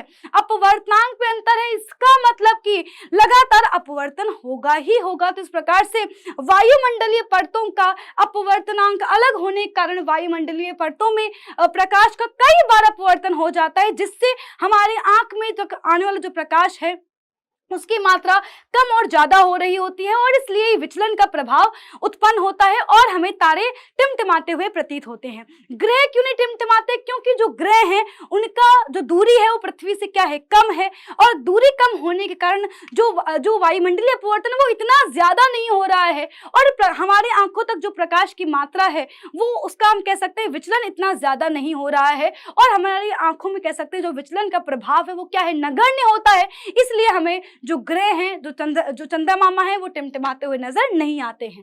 अग्रिम सूर्योदय विलंबित सूर्यास्त क्या है? तो बच्चों अक्सर जो है, जो हमारा सूर्य है वो वास्तव में उदय नहीं हुआ होता है, पर 2 मिनट पहले हमें उदय होता हुआ दिख जाता है। उसी प्रकार से वास्तविक जो सूर्य है वो अस्त हो चुका होता है, पर 2 मिनट बाद तक सूर्य दिखाई देता रहता है। इसे हम बोलते हैं अग्रिम सूर्योदय विलंबित सूर्यास्त। इसका भी कारण वायुमंडलीय अपवर्तन होता है। तो असल में जो हमारा प्रकाश है भाई, वो जो हमारा सूर्य है वो कहाँ पर है? अंतरिक्ष में है। तो जब प्रकाश जो है हमारे वायुमंडल में आएगा तो क्या होगा? निर्वात है, अंतरिक्ष में निर्वात है। हमारे वायुमंडल में क्या है भाई? बहुत सारी चीजें हैं, गैस है, वायु है, और इस प्रकार से घनत्व में अंतर होने के कारण, अपवर्तनांक में अंतर होने के कारण बच्चों क्या होता है? अपवर्तन हो जाता है। और अपवर्तन के कारण हम कह सकते हैं कि जो हमारा वास्तविक सूर्य है उसका ही आभासी प्रतिबिंब हमें नजर आता है 2 मिनट पहले और 2 मिनट बाद तक। तो वायुमंडल में अपवर्तन के कारण क्या होता है? वास्तविक जो सूर्य है वो अभी उदय नहीं हुआ होता है, पर उसका आभासी प्रतिबिंब हमें 2 मिनट पहले से दिखाई देने लगता है। इसे हम लोग बोलते हैं अग्रिम सूर्योदय, और इसी प्रकार से विलंबित सूर्यास्त भी होता है। तो इस प्रकार से वायुमंडलीय अपवर्तन पर ही आधारित होता है अग्रिम सूर्योदय और विलंबित सूर्यास्त। तो बच्चों इस प्रकार से इस जो ये चैप्टर की सारी जो घटनाएं हैं वो हमने पढ़ ली हैं। ये चैप्टर हर एक बोर्ड के बच्चे के लिए बहुत ही ज्यादा इंपॉर्टेंट है, क्योंकि हर साल बोर्ड एग्जाम में इस चैप्टर से 2 से 3 क्वेश्चन तो आते ही आते हैं। इस चैप्टर से आपको बोर्ड एग्जाम में long question, short question, very short question, objective questions मिलेंगे। तो यानी कि आपको ये चैप्टर बहुत ही अच्छे से तैयार करना है। बच्चों सबसे पहले हम इस चैप्टर को सीखेंगे एक बारी फ्लो चार्ट के माध्यम से। फ्लो चार्ट में हम इस चैप्टर के हर एक कॉन्सेप्ट को देखेंगे, कौन सा कॉन्सेप्ट हमसे क्या बताने की, क्या सिखाने की कोशिश कर रहा है, आइए जानते हैं। बच्चों सबसे पहले इस चैप्टर में हमें पता चलता है विद्युत धारा के बारे में। विद्युत धारा बच्चों क्या होती है? आवेश के प्रवाह की दर होती है, और यहीं पर हमें इस चैप्टर का सबसे पहला फॉर्मूला मिलता है I बराबर Q/T। इसके बाद बच्चों हम बात करते हैं कि आखिरकार ये प्रवाह जो है, आवेश का प्रवाह हुआ क्यों, यानी कि आवेश के प्रवाह का कारण क्या है। तभी पिक्चर में एंट्री होती है विभवांतर की, यानी कि आवेश के प्रवाह का बच्चों कारण क्या होता है? विभवांतर। और विभवांतर का बेटा फॉर्मूला क्या होता है? तो ये फॉर्मूला होता है V बराबर W/Q। इसके बाद बच्चों हमें पता चलता है कि जितना विभवांतर उतनी धारा, यानी कि विभवांतर व विद्युत धारा परस्पर अनुक्रमानुपाती होते हैं। यदि विभवांतर को बढ़ाओगे तो विद्युत क्या होगा? बढ़ जाएगा। विभवांतर को घटाओगे तो करंट की वैल्यू घट जाएगी। और ये बात बताई थी हम सबके प्रिय चाचा ओम साहब ने, है ना, ओम चाचा ने भाई ये बात बता दी थी। तो ओम के नियम में हमें सीखने को मिलता है कि विभवांतर व विद्युत धारा परस्पर अनुक्रमानुपाती होते हैं, और V बराबर I/R। ये है ओम का नियम। बच्चों ओम के नियम में हमें एक कांस्टेंट मिलता है, यानी कि जो ये R है ये और कुछ नहीं बल्कि इस ओम के नियम में हमें कांस्टेंट मिला हुआ है। इसे हम बोलते हैं प्रतिरोध। यानी कि ओम के नियम से हमें पता चलता है प्रतिरोध के बारे में। ये प्रतिरोध और कुछ नहीं बल्कि विद्युत धारा का दुश्मन है। जिस प्रकार से आलस्य हमारी सफलता का दुश्मन है, आलस्य हमारी पढ़ाई का दुश्मन है, उसी प्रकार से बच्चों जो ये प्रतिरोध है ये विद्युत धारा के मार्ग में अवरोध डालता है, अवरोध को उत्पन्न करता है। और बच्चों जो ये प्रतिरोध है ये 3 बातों पर डिपेंड करता है: लंबाई के अनुक्रमानुपाती, क्षेत्रफल के व्युत्क्रमानुपाती तथा चालक की प्रतिरोधकता के अनुक्रमानुपाती होता है। जिस भी पदार्थ की प्रतिरोधकता ज्यादा उसका प्रतिरोध ज्यादा, जिस पदार्थ की प्रतिरोधकता कम उसका प्रतिरोध कम। यहीं से बच्चों हमें एक फॉर्मूला भी मिलता है, और वो फॉर्मूला है R बराबर ρL/A। इस फॉर्मूले से हमें प्रतिरोध और प्रतिरोधकता के मध्य संबंध पता चलता है। इसके बाद बच्चों हम चलते हैं किधर? प्रतिरोधों के संयोजन की ओर चलेंगे। किधर चलेंगे? प्रतिरोधों के संयोजन की ओर। अब भाई हमारे घर में कोई एक चीज तो है नहीं, हमारे घर में फ्रिज भी है, कूलर भी है, एसी भी है, टीवी भी है, बल्ब भी है। अब इन सबको हम जोड़ेंगे कैसे? तो बच्चों अलग अलग उपकरणों को जोड़ने के लिए हमारे पास जो है दो तरीके हैं, या तो हम सभी को श्रेणी क्रम में जोड़ें या फिर हम सभी को समानांतर क्रम में जोड़ें। तो हम देखते हैं बच्चों प्रतिरोधों के संयोजन में दो प्रकार के संयोजन, श्रेणी क्रम संयोजन व समानांतर क्रम संयोजन, जिसे हम लोग पार्श्व क्रम संयोजन भी कहते हैं। अब इनकी खासियत क्या होती है? श्रेणी क्रम संयोजन में जितने भी प्रतिरोध जुड़े होते हैं उन सभी में समान धारा प्रवाहित होती है। समानांतर क्रम संयोजन में जितने भी प्रतिरोध जुड़े होते हैं उन सभी में धारा का मान अलग अलग होता है। इसलिए ही हम लोग हमारे घरों में सभी उपकरणों को समानांतर क्रम में जोड़ते हैं। भाई बल्ब को अलग करंट चाहिए, मोटर को अलग करंट चाहिए, एसी को अलग करंट चाहिए। साथ ही साथ बच्चों अगर आपको किसी भी परिपथ में प्रतिरोध का मान बढ़ाना हो, है ना, यानी कि प्रतिरोध का मान अधिकतम चाहिए, तो आप सभी उपकरणों को श्रेणी क्रम में जोड़ दो। यानी कि श्रेणी क्रम में जुड़े हुए प्रतिरोधों का जो मान होता है, जो तुल्य प्रतिरोध होता है, वो क्या होता है? अधिकतम होता है। समानांतर क्रम संयोजन में अगर हम प्रतिरोधों को जोड़ते हैं तो उस परिपथ का जो तुल्य प्रतिरोध है वो हमें निम्नतम प्राप्त होता है। जैसा कि बच्चों हम लोग फॉर्मूले से देख भी सकते हैं, श्रेणी क्रम में जुड़े हुए प्रतिरोधों का बच्चों तुल्य प्रतिरोध क्या होता है? R1 plus R2 plus R3। बच्चों इसको सिखाने के लिए मैंने एक बात बोलती हूँ, भैया एकता में शक्ति होती है, यानी कि सही प्रतिरोधों को तुमने श्रेणी क्रम में जोड़ा है, एक दूसरे का हाथ पकड़ रखा है, ऑब्वियस सी बात है कि परिपथ का जो तुल्य प्रतिरोध होगा वो बढ़ेगा, प्रतिरोध उस परिपथ का अधिकतम होगा। बच्चों समानांतर क्रम में जुड़े हुए प्रतिरोधों का तुल्य प्रतिरोध क्या होता है भाई? 1/R1 plus 1/R2 plus 1/R3। भाई तुम्हारी मर्जी है, जितने चाहो उतने प्रतिरोध जोड़ दो। बच्चों इसके बाद हम विद्युत धारा का एक और प्रभाव देखते हैं। हम देखते हैं कि अगर बल्ब को तुम 2-4 घंटे के लिए जला हुआ छोड़ दो, यानी कि स्विच ऑन करके छोड़ दो, तुम देखोगे यार बल्ब गर्म हो जाता है ना। मम्मी बोलती हैं कि भैया अरे स्विच बंद कर दो, बल्ब इतना गर्म हो गया है, मोटर 2 घंटे से चल रही है ना, जो है फूक जाएगी, बर्बाद हो जाएगी। तो बच्चों मम्मी को पता है कि अगर जो है स्विच ऑन करोगे, जैसे उसमें करंट जाएगी तो चीजें गर्म होती हैं।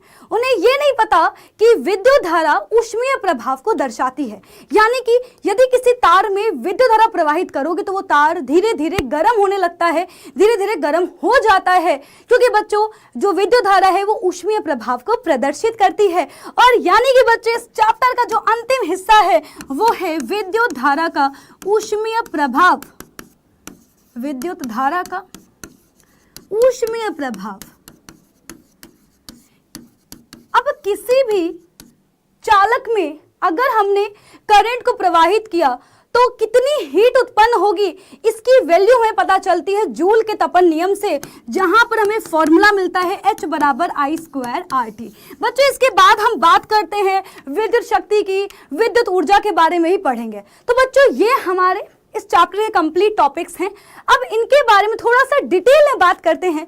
तो चलिए एक एक टॉपिक को डिटेल में थोड़ा सा पढ़ते हैं। सबसे पहले विद्युत धारा क्या है? आवेश के प्रवाह को क्या कहते हैं?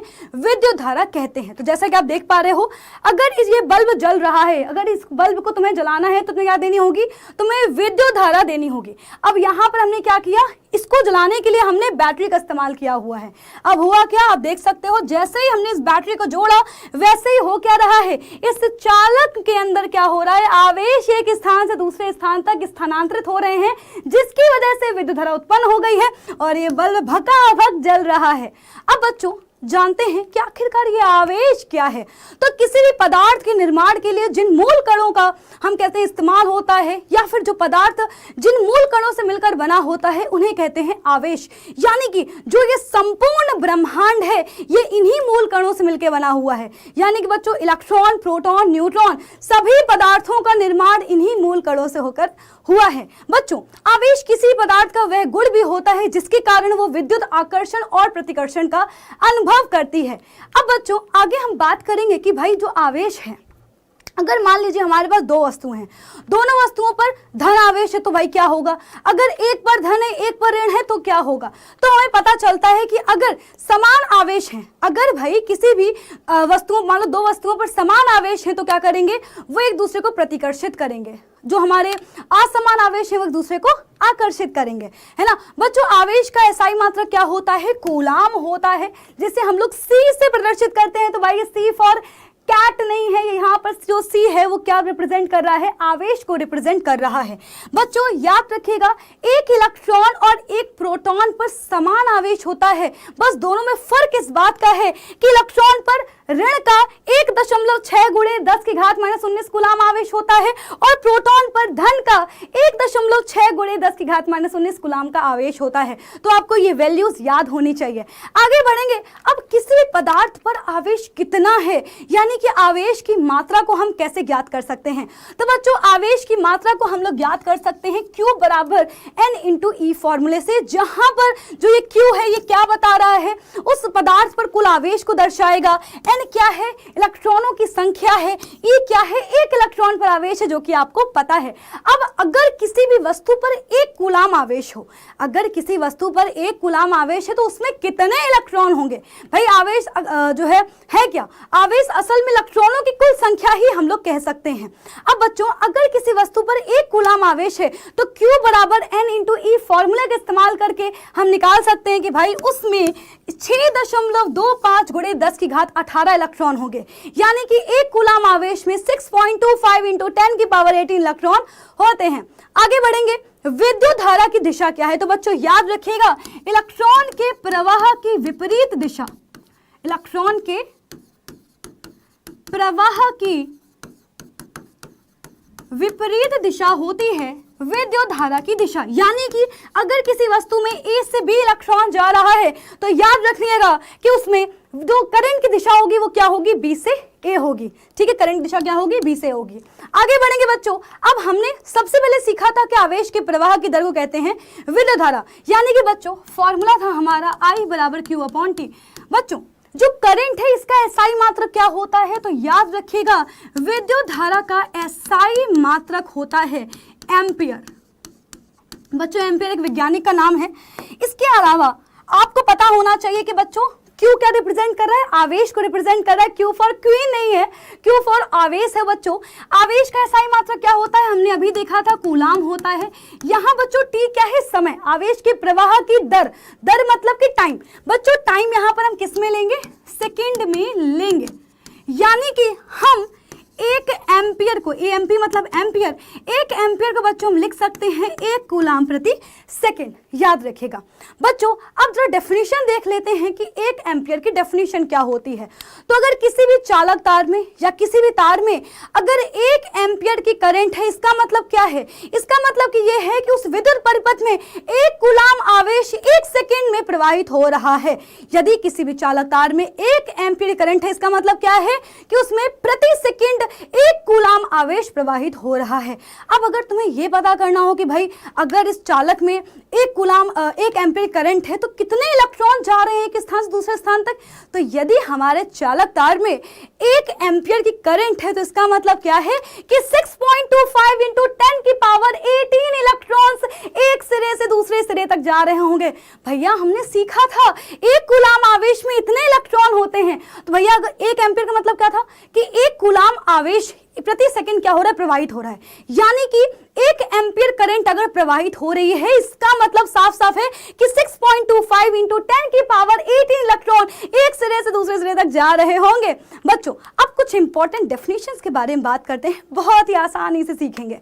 सुचालक ऐसे पदार्थ जिनमें विद्युत का प्रवाह आसानी से हो जाए। भाई सुचालक मतलब कि आपने सुना होगा ना, भाई ये हमारा जो है सबसे सर्वोत्तम बच्चा है, सबसे आदर्श बच्चा है, कुछ भी कह लो, सारी बातें मान लेता है। ऐसे ही बच्चों ऐसे पदार्थ जिनमें विद्युत का जो प्रवाह है आसानी से हो जाता है, सुचालक कहलाते हैं।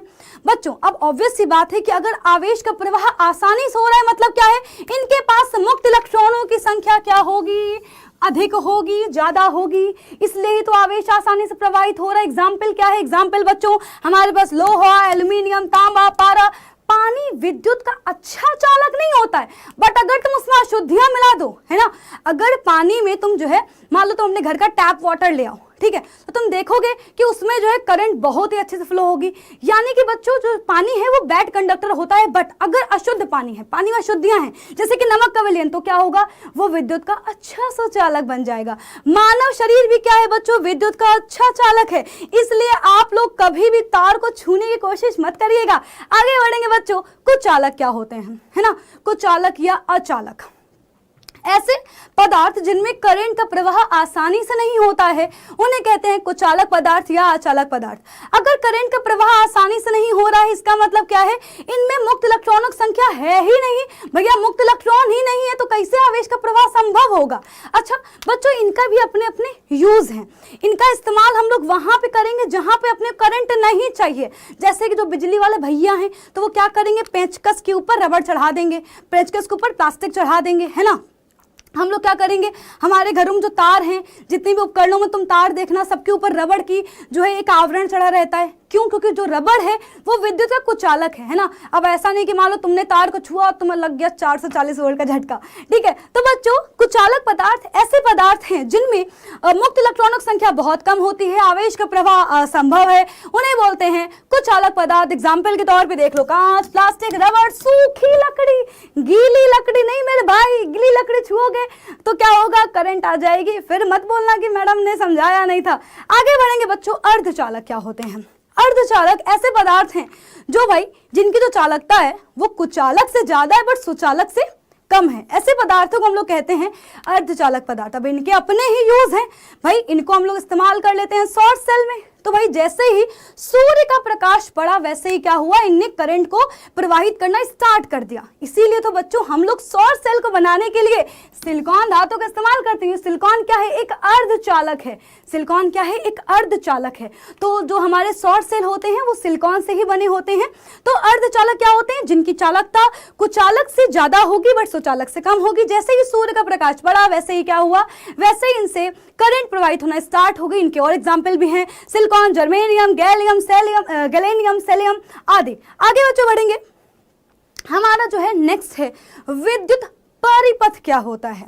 विद्युत धारा का बंद और सतत पथ, यानी कि जो करंट है भाई वो रुकती नहीं है, चलेगी तो बिल्कुल कॉन्टिन्यूस चलती रहेगी, और अगर रुक गई तो भाई रुक गई। कभी ऐसा नहीं होगा कि कहीं से तार कटा हुआ हो और करंट प्रवाहित हो रही हो। आपने कभी ऐसा नहीं देखा होगा ना, अगर तार कहीं बीच से कट जाता है तो फिर क्या होता है, उसमें करंट प्रवाहित नहीं होती है, क्योंकि बच्चों जो विद्युत है वो लगातार चलती है, कॉन्टिन्यूस चलती है, ठीक है। क्लोज्ड सर्किट होना चाहिए बच्चों। अब जो हमारा सर्किट है उसमें भाई कुछ कुछ चीजें होती हैं, जैसे कि बल्ब लगा होगा, स्विच लगा होगा, बैटरियां लगी होगी, ऑब्वियस सी बात है। अब अगर मान लो तुम्हें कॉपी पे बनाना हो, है ना, मान लो अब अपन बन गए इलेक्ट्रिकल इंजीनियर, अपने को वायरिंग करनी, मान लो घर पे देखना है कि भाई कहाँ पे क्या लगा सकते हैं, तो तुम बल्ब ऐसे थोड़ी बनाते फिरोगे, है ना। तो बच्चों हम लोग क्या करते हैं, इनको रिप्रेजेंट करने के लिए कुछ सिंबल्स का इस्तेमाल करते हैं। अब वो सिंबल्स क्या है, चलिए फटाफट से देख लेते हैं, दिमाग में छापिएगा। तो बच्चों सबसे पहला क्या है, विद्युत सेल। बच्चों एक बड़ी डंडी एक छोटी डंडी, याद रखना, बड़ी वाली पॉजिटिव, छोटी वाली निगेटिव। बच्चों बैटरी क्या होती है, तो याद रखना 2 या 2 से अधिक सेलों का जो संयोजन होता है क्या कहलाएगी, बैटरी कहलाएगी। अगर तुम्हें बैटरी को बनाना है तो क्या करना होगा, कम से कम 2 सेल तो बनानी ही पड़ेंगी, 2 सेल तो लगानी ही पड़ेंगी। तो बच्चों यहाँ पर मैंने 2 सेल लगा दी है। आगे बच्चों बढ़ेंगे, बात करेंगे प्लग कुंजी की। स्विच खुला हुआ है, जब स्विच खुला हुआ होता है सर्किट हमारा कैसा होगा, सर्किट हमारा जो है ओपन होगा, उस सर्किट में करंट नहीं जा रही होगी। याद रखना जो हमारा खुला हुआ स्विच है इसको हम ऐसे दर्शाते हैं। बच्चों स्विच बंद है यानी कि सर्किट अब हमारा क्लोज हो गया है, उसमें बढ़िया करंट जा रही होगी। तो बच्चों हम लोग कुछ ना करेंगे, बस ऐसे बीच में बिंदी लगा देंगे प्यारी सी। आगे बच्चों बढ़ते हैं, तार संधि। अब बच्चों कई जगह ऐसा होता है ना कि दो या 3 तार आपस में जुड़े होते हैं, तो कैसे दर्शाओगे, ऐसे, है ना, संधि हो गई भाई, जुड़ गए यहाँ पर। अब कई बार ऐसा भी होता है कि सर्किट में एक तार के ऊपर से दूसरा तार निकल रहा होता है, यानी कि बिना संधि के तार, बिना जुड़े हुए तार। मान लो ये तार नीचे से गया है, इसके ऊपर से दूसरा तार निकालना है, तो अपन दिखाएंगे कैसे, कॉपी में कैसे बनाएंगे, ऐसे बनाएंगे। बच्चों विद्युत बल्ब, सस्ता वाला दिल, है ना, वैसे दिल का निशान होता है वो हम लोग ऐसे बना देते हैं ना, प्रेमी प्रेम का ऐसे लगाते हैं ना, जाओ तो कहीं पर भी आपको ऐसे दिल दिखेगा। रियल में दिल ऐसा होता नहीं है, बट हम लोग जो है अपन ऐसे बल्ब को याद रखने के लिए याद रखना ऐसे अपन दर्शाएंगे। इसके बाद करते हैं बच्चों प्रतिरोध। बच्चों प्रतिरोध कैसे दिखाएंगे, कुछ ऐसा, परिवर्ती प्रतिरोध या धारा नियंत्रक। प्रतिरोध को चेंज करके हम लोग क्या करते हैं, धारा को कंट्रोल कर सकते हैं, और इसको हम लोग कुछ इस प्रकार से बच्चों दर्शाते हैं। इसके दो निशान है, याद रखना, इसके दो निशान ऐसे, ठीक है। तो कहीं पर आपको ये दिख जाए तो समझ जाना कि धारा नियंत्रक का निशान है। एमीटर बच्चों क्या करता है, एमीटर किसी परिपथ में प्रवाहित विद्युत धारा को मापता है, ठीक है। तो सर्किट में कितनी करंट प्रवाहित हो रही है एमीटर मापेगा। बच्चों वोल्ट मीटर क्या करता है, किन्हीं भी दो बिंदुओं के बीच के विभवांतर को मापता है। विभवांतर को मापने के लिए क्या करेंगे, वोल्ट मीटर का इस्तेमाल करेंगे। एमीटर परिपथ में श्रेणी क्रम में जुड़ा होता है, वोल्ट मीटर समानांतर क्रम में जुड़ा होता है। अब बच्चों चलते हैं विभव के बारे में सीखते हैं। विद्युत विभव क्या होता है, अनंत से किसी विद्युत क्षेत्र में एकांक आवेश को लाने में जो कार्य करना पड़ता है उसे कहते हैं विद्युत विभव। विभवांतर क्या होता है, दो विभवों का अंतर, या फिर हम लोग इसकी जो डेफिनेशन है वो क्या देखते हैं कि भाई किसी भी विद्युत परिपथ में, विद्युत क्षेत्र में एक बिंदु से दूसरे बिंदु तक इकाई आवेश को ले जाने में जो कार्य करना पड़ता है उसे कहते हैं विभवांतर। यानी कि आवेश को एक स्थान से दूसरे स्थान तक लेकर जाने में जो कार्य करना पड़ा उसे क्या कहा, विभवांतर कहा। बच्चों V बराबर W/Q होता है भाई। बच्चों याद रखना, विभवांतर, विभव, विद्युत वाहक बल, इन तीनों के ही SI मात्रक क्या होते हैं, वोल्ट होते हैं। बच्चों W फॉर यहाँ पर क्या है, वॉच नहीं है, W फॉर वर्क है, जितना हमने कार्य किया है। बच्चों कार्य का मात्रक क्या होता है, जूल होता है, तो यहाँ पे लिखेंगे जूल। बेटा जी आवेश का मात्रक क्या होता है, कूलम।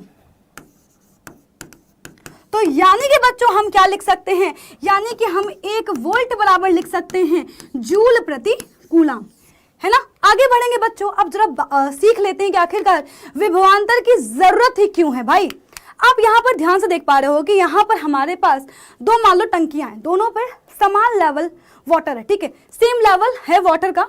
अब अगर हम इनको आपस में मान लो यहाँ से देखें तो क्या पानी एक टंकी दूसरी टंकी में ट्रांसफर होगा, नहीं होगा ना भाई, जरूरत ही नहीं है ना भाई, सेम लेवल पे है। अगर तुम यहाँ पर देख पा रहे हो तो यहाँ पर पानी आराम से प्रवाहित हो रहा है, आराम से जा रहा है, क्योंकि यहाँ पर बच्चों क्या है, ऊंचाई में अंतर है, ऊंचाई में अंतर है। बच्चों इसी प्रकार से जो आवेश है ना, किसी भी चालक में एक स्थान से दूसरे स्थान तक अपने आप नहीं चलता, उसको चलाना पड़ता है, और इसके लिए हमें परिपथ में बैटरी को लगाना पड़ता है।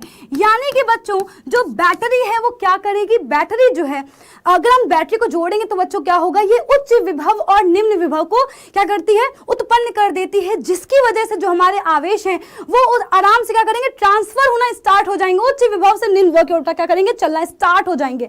यानी कि जो हमारी बैटरी है वो अपनी रासायनिक ऊर्जा को खर्च करती है विभवांतर को मेंटेन करने में, और विभवांतर के कारण ही आवेश एक स्थान से दूसरे स्थान तक स्थानांतरित होने लगता है। और इस प्रकार से जैसे ही तुमने बैटरिया को जोड़ा वैसे ही मुक्त इलेक्ट्रॉन परिपथ में एक स्थान से दूसरे स्थान तक चलने लगे, और इस प्रकार से बच्चों क्या हुआ, हमारा बल्ब बढ़िया जल रहा है। बच्चों जरा देख लेते हैं विभवांतर व धारा में संबंध क्या होता है। अगर आप यहाँ पर ध्यान से देख पा रहे हो तो हमने एक बल्ब में लगाया हुआ है 6 वोल्ट की बैटरी, और एक में लगाई है भाई 9 वोल्ट की बैटरी। 9 वोल्ट वाला बढ़िया चमक रहा है ना भाई, जैसे जो जितना मेकअप करेगा बढ़िया उतना ही चमकेगा, उसी प्रकार से भाई 9 वोल्ट ने क्या किया, 9 वोल्ट ने इस बल्ब का मेकअप कर दिया, यानी कि बल्ब बहुत चमक रहा है। अगर आप ध्यान से देख पा रहे हो तो इस 9 वोल्ट की जो बैटरी है, देखो जरा इस तार में एरोस की संख्या ज्यादा है, यानी कि ज्यादा आवेश प्रवाहित हो रहा है। आवेश का प्रवाह ज्यादा होगा तो ऑब्वियस सी बात है, आवेश का प्रवाह जितना ज्यादा विद्युत धारा उस सर्किट में उतनी ही ज्यादा। भाई फॉर्मूला पढ़ा था I बराबर क्या होता है, Q/T। बेटा आवेश का प्रवाह जितना ज्यादा विद्युत धारा उतनी ज्यादा।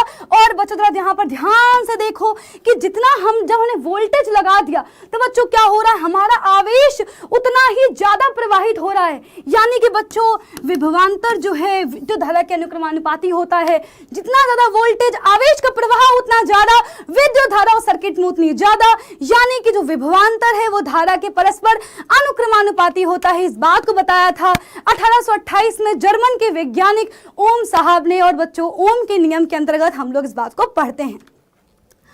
तो बच्चों ओम ने विभवांतर व धारा के मध्य क्या किया, संबंध स्थापित किया। जितना विभवांतर उतनी धारा। तो ओम का नियम क्या कहता है? ओम का नियम ये कहता है कि यदि किसी भी चालक की भौतिक अवस्था में परिवर्तन ना किया जाए। याद रखना बच्चों ओम का जो नियम है वो सिर्फ और सिर्फ चालकों के लिए सत्य है ना, केवल और केवल चालकों के लिए ही ओम का नियम सत्य है। सेकेंड चीज, ओम के नियम में जो चालक है उसकी भौतिक अवस्था जैसे कि ताप, दाब, लंबाई आदि में परिवर्तन नहीं होना चाहिए। तो ओम साहब कहते हैं कि यदि किसी चालक की भौतिक अवस्था जैसे कि ताप, दाब, लंबाई आदि में कोई परिवर्तन ना किया जाए तो उस चालक के सिरों पर जितना विभवांतर होगा उसमें विद्युत धारा उतनी ही ज्यादा प्रवाहित हो रही होगी। और बच्चों इस प्रकार से हमें पता चलता है कि भैया V और I अनुक्रमानुपाती हैं। V बराबर क्या होगा I इंटू R, क्योंकि जैसे हम अनुक्रमानुपाती चिन्ह हटाते हैं यहाँ पर एक नियतांक आता है। वो नियतांक और कोई नहीं बल्कि हमारा प्रतिरोध है। बच्चों प्रतिरोध के बारे में थोड़ी देर में जानेंगे, पहले उसके जरा V और I के बीच ग्राफ बना लेते हैं। तो विभवांतर व धारा के बीच जो ग्राफ होता है बच्चों वो कैसा होता है? एक सरल रेखा होता है। याद रखना बच्चों इस ग्राफ से हम लोग किसकी वैल्यू ज्ञात कर सकते हैं? बच्चों इस ग्राफ से हम लोग प्रतिरोध की वैल्यू ज्ञात कर सकते हैं। प्रतिरोध क्या होता है? ओम के नियम में कांस्टेंट होता है। तो जो ये ग्राफ की प्रवणता है उससे हमें क्या पता चल जाएगा? प्रतिरोध के बारे में पता चल जाएगा। आगे बच्चों बढ़ेंगे। अब जरा जानते हैं प्रतिरोध क्या है। भैया जरा इस रेड कलर के इंसान को देखो, इन सबके रास्ते में क्या कर रहा है? रुकावट बन रहा है। उसी प्रकार से बच्चों जो प्रतिरोध है वो क्या करता है? धारा के मार्ग में रुकावट उत्पन्न करता है। बच्चों याद रखना प्रतिरोध चालक का गुण होता है। प्रतिरोध किसी भी चालक का वह गुण होता है जो विद्युत धारा का कह सकते हैं आवेश की प्रवाह को रोकेगा। आवेश के प्रवाह को रोकना मतलब कि विद्युत धारा के मार्ग में रुकावट डालना। सिंपल सी बात है बच्चों। अब जरा देख लेते हैं बच्चों इस डायग्राम को ध्यान से देखना, इसको अपने दिमाग में बसा लो, इसको अपने दिमाग में बसा लो। जो हमारा वोल्टेज यानी कि जो हमारा विभवांतर वो क्या चाहता है कि भैया करंट चले, जितना वोल्टेज उतनी करंट। वहीं पर जो हमारा ये रेड कलर का प्रतिरोध है ये क्या है भैया? जो है ये बिल्कुल जो है कह रहा है कि नहीं हम नहीं जाने देंगे। इससे कैसे जाने जाओगे तुम भाई, है ना। तो प्रतिरोध क्या कर रहा है? धारा के मार्ग में रुकावट डाल रहा है। बच्चों इसके बाद एक चीज पता होनी चाहिए, जो प्रतिरोध है इसका SI मात्रक क्या होता है? बच्चों इसका SI मात्रक ओम होता है। इसको हम लोग कुछ इस तरह से रिप्रेजेंट करते हैं। अब जरा देख लेते हैं प्रतिरोध को कौन कौन प्रभावित कर सकता है ना। प्रतिरोध किन किन बातों पर डिपेंड करता है? लंबाई पर। जो प्रतिरोध होता है बच्चों वो लंबाई के अनुक्रमानुपाती होता है, यानी कि जितना लंबा तार होगा उसका प्रतिरोध उतना ज्यादा होगा, जितना छोटा तार उसका प्रतिरोध उतना कम। क्षेत्रफल के बच्चों क्या होता है? व्युत्क्रमानुपाती होता है। मोटे तार है बच्चों क्या होगी? मोटे तार में करंट आसानी से प्रवाहित हो जाएगी क्योंकि उसका प्रतिरोध कम होता है। जो पतला तार होगा उसका प्रतिरोध ज्यादा होगा, करंट के प्रवाहित होने में दिक्कत आएगी। वहीं पर बच्चों जो प्रतिरोध है वो पदार्थ की प्रकृति पर भी डिपेंड करता है। जिस भी पदार्थ में मुक्त इलेक्ट्रॉनों की संख्या ज्यादा होगी उसका प्रतिरोध बच्चों क्या होगा? उसका जो देखो मुक्त इलेक्ट्रॉनों की संख्या अगर ज्यादा है इसका बेटा मतलब क्या है? प्रतिरोध कम है। अगर मुक्त इलेक्ट्रॉनों की संख्या क्या हो गई? कम, यानी कि अब उसमें क्या होगा? करंट जो है इतनी आसानी से प्रवाहित नहीं हो सकती, यानी उसका प्रतिरोध क्या होगा? ज्यादा होगा। तो इस प्रकार से हम कह सकते हैं किसी चालक का प्रतिरोध R उसमें मुक्त इलेक्ट्रॉनों की संख्या के व्युत्क्रमानुपाती होता है। याद रखना जिस चालक में मुक्त इलेक्ट्रॉनों की संख्या ज्यादा होगी उसकी प्रतिरोधकता कम होगी। जिस चालक में मुक्त इलेक्ट्रॉनों की संख्या क्या होगी? कम होगी, उसकी प्रतिरोधकता ज्यादा होगी। यानी कि हम लोग यहाँ से ये भी कह सकते हैं प्रतिरोध प्रतिरोधकता पर के अनुक्रमानुपाती होता है। जैसे चांदी की प्रतिरोधकता बच्चों क्या होती है?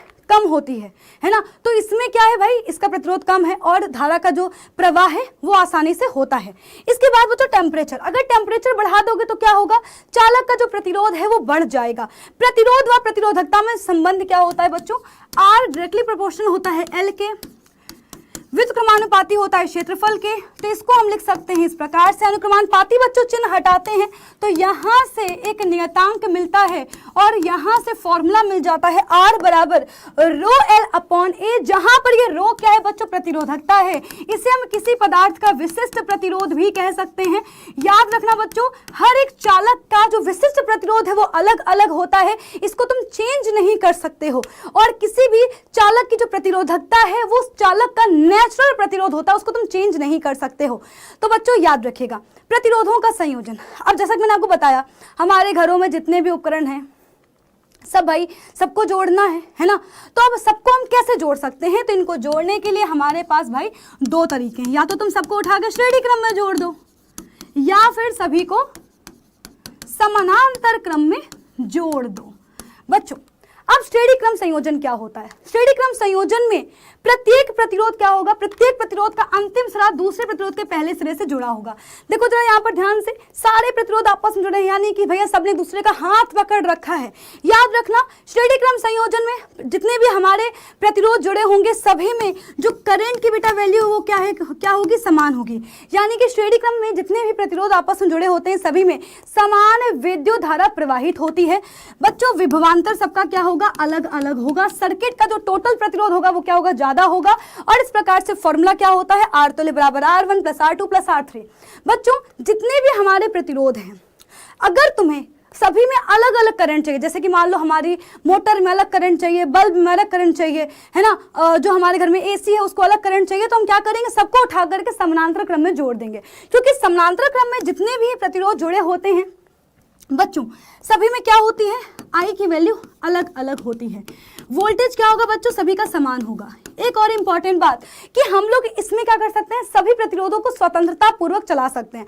जबकि वहीं पर अगर मैं बात करूं श्रेणी क्रम की बच्चों, तो श्रेणी क्रम में कोई प्रतिरोध को तुम स्वतंत्रता पूर्वक नहीं चला सकते हो। अगर तुम मोटर का स्विच ऑन करोगे तो टीवी अपने आप चल जाएगी, है ना। जबकि बच्चों समानांतर क्रम में क्या होता है, प्रत्येक जो प्रतिरोध है उसको हम स्वतंत्रता पूर्वक चला सकते हैं। साथ ही साथ बच्चों अगर कोई भी खराब हो गया, मान लो ये बल्ब खराब हो गया, तो इन दोनों बल्बों में कोई दिक्कत नहीं आएगी, ये अपने आप वैसे ही जलते रहेंगे। समानांतर क्रम में जुड़े हुए जितने प्रतिरोध होते हैं उनका तुल्य प्रतिरोध बच्चों क्या होता है, 1/R तुल्य equals to 1/R1 plus 1/R2 plus 1/R3। समानांतर क्रम संयोजन में ही हमारे घर के सभी उपकरण जुड़े होते हैं। आगे बच्चों बात करते हैं, अगर किसी तार में करंट जा रही है तो क्या होगा, उस तार में वो जो तार है वो क्या होगा, गर्म होने लगता है। इसे बोलते हैं विद्युत धारा का ऊष्मीय प्रभाव। अब किसी भी चालक तार में जो करंट जा रही है उसमें कितनी जो हीट उत्पन्न हुई है वो कितनी उत्पन्न हुई है, इसकी वैल्यू ज्ञात करने के लिए जूल ने क्या दिया भाई, सन 1941 में एक नियम दिया जिसे हम बोलते हैं जूल का तपन नियम। इस नियम के अनुसार जो तार में जो हीट उत्पन्न हो रही है वो उस तार में प्रवाहित विद्युत धारा के वर्ग के अनुक्रमानुपाती होती है। यानी कि जितनी ज्यादा विद्युत धारा उतनी ज्यादा हीट। साथ ही साथ बच्चों जो तार का प्रतिरोध है उसके भी अनुक्रमानुपाती होती है हीट।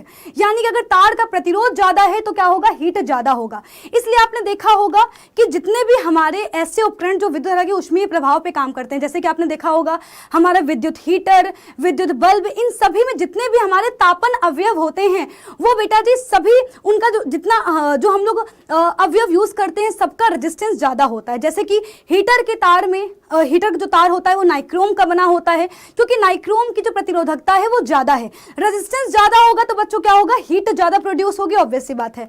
वहीं पर जो बल्ब का जो तंतु बना होता है टंगस्टन धातु का बना होता है, क्योंकि बच्चों टंगस्टन का प्रतिरोध ज्यादा होता है। प्रतिरोध ज्यादा तो हीट ज्यादा, हीट ज्यादा तो बच्चों क्या होगा, जल्दी गर्म हो जाएगा, गर्म होकर के तुम्हें बढ़िया सी रोशनी प्रदान करेगा। वहीं पर बच्चों बिल्कुल मम्मी सही कहती हैं कि अगर 2 घंटे जलाओगे बल्ब तो बल्ब क्या होगा, गर्म हो जाएगा। 4 घंटे जलाओगे तो ज्यादा गर्म हो जाएगा। तो इसलिए जो है बल्ब को जितनी देर यूज हो उतनी देर ही जलाओ। तो बच्चों यानी कि टाइम के अनुक्रमानुपाती होती है हीट। इस प्रकार से बच्चों हमें यहाँ से फॉर्मूला मिलता है H बराबर I² RT। अब बच्चों इस एक फॉर्मूले से हम लोग दूसरे फॉर्मूले भी प्रोड्यूस कर सकते हैं, डिराइव कर सकते हैं। जैसे कि अगर बच्चों यहाँ पर हम इस सेम फॉर्मूले में I बराबर V/R रख दें तो बच्चों क्या हो जाएगा, ध्यान से देखना, ये क्या हो जाएगा, V²/R², R × 2T। बच्चों R से R कट गया और यहाँ से हमें मिल गया ये फॉर्मूला V²T/R। अब जरा इस फॉर्मूले को वापस से ध्यान से देखो, क्या इसको हम I × R × I × RT नहीं लिख सकते हैं क्या, एक सेकेंड रुकना, H बराबर इसको हम क्या I इंटू RT नहीं लिख सकते हैं क्या। अब जरा ध्यान से देखो, V बराबर क्या होता है, V बराबर होता है IR। जैसे ही तुम यहाँ पर V रखोगे, IR दे V रखोगे, वैसे ही क्या होगा, H बराबर VIT मिल जाएगा।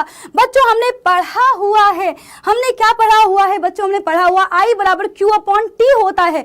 जैसे ही बच्चों देखो यहाँ पर H बराबर VIT है, जैसे ही हमने क्या किया, I बराबर Q अपॉन T रखा, जैसे ही बच्चों आप यहाँ पर Q अपॉन T रखोगे, वैसे क्या होगा, T से T कैंसिल हो जाएगा और H बराबर VQ आपको फॉर्मूला मिल जाएगा। तो इस एक फॉर्मूले से हमने क्या किया, जितने हमने फॉर्मूले पहले पढ़े हुए थे उसका यूज करके हमने ये अलग अलग फॉर्मूले डिराइव कर लिया।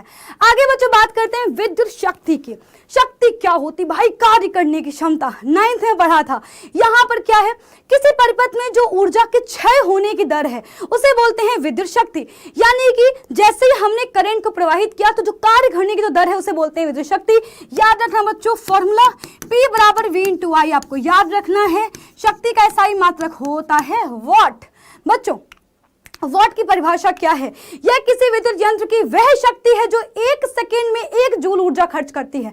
यानी कि अगर कोई भी यंत्र 1 सेकेंड में 1 जूल ऊर्जा खर्च कर रहा है, इसका मतलब कि उसकी शक्ति 1 वॉट है। बच्चों फॉर्मूला याद रखना, P बराबर V इंटू I। अब इस एक फॉर्मूले से हम लोग बाकी के 2 फॉर्मूले डिराइव कर सकते हैं।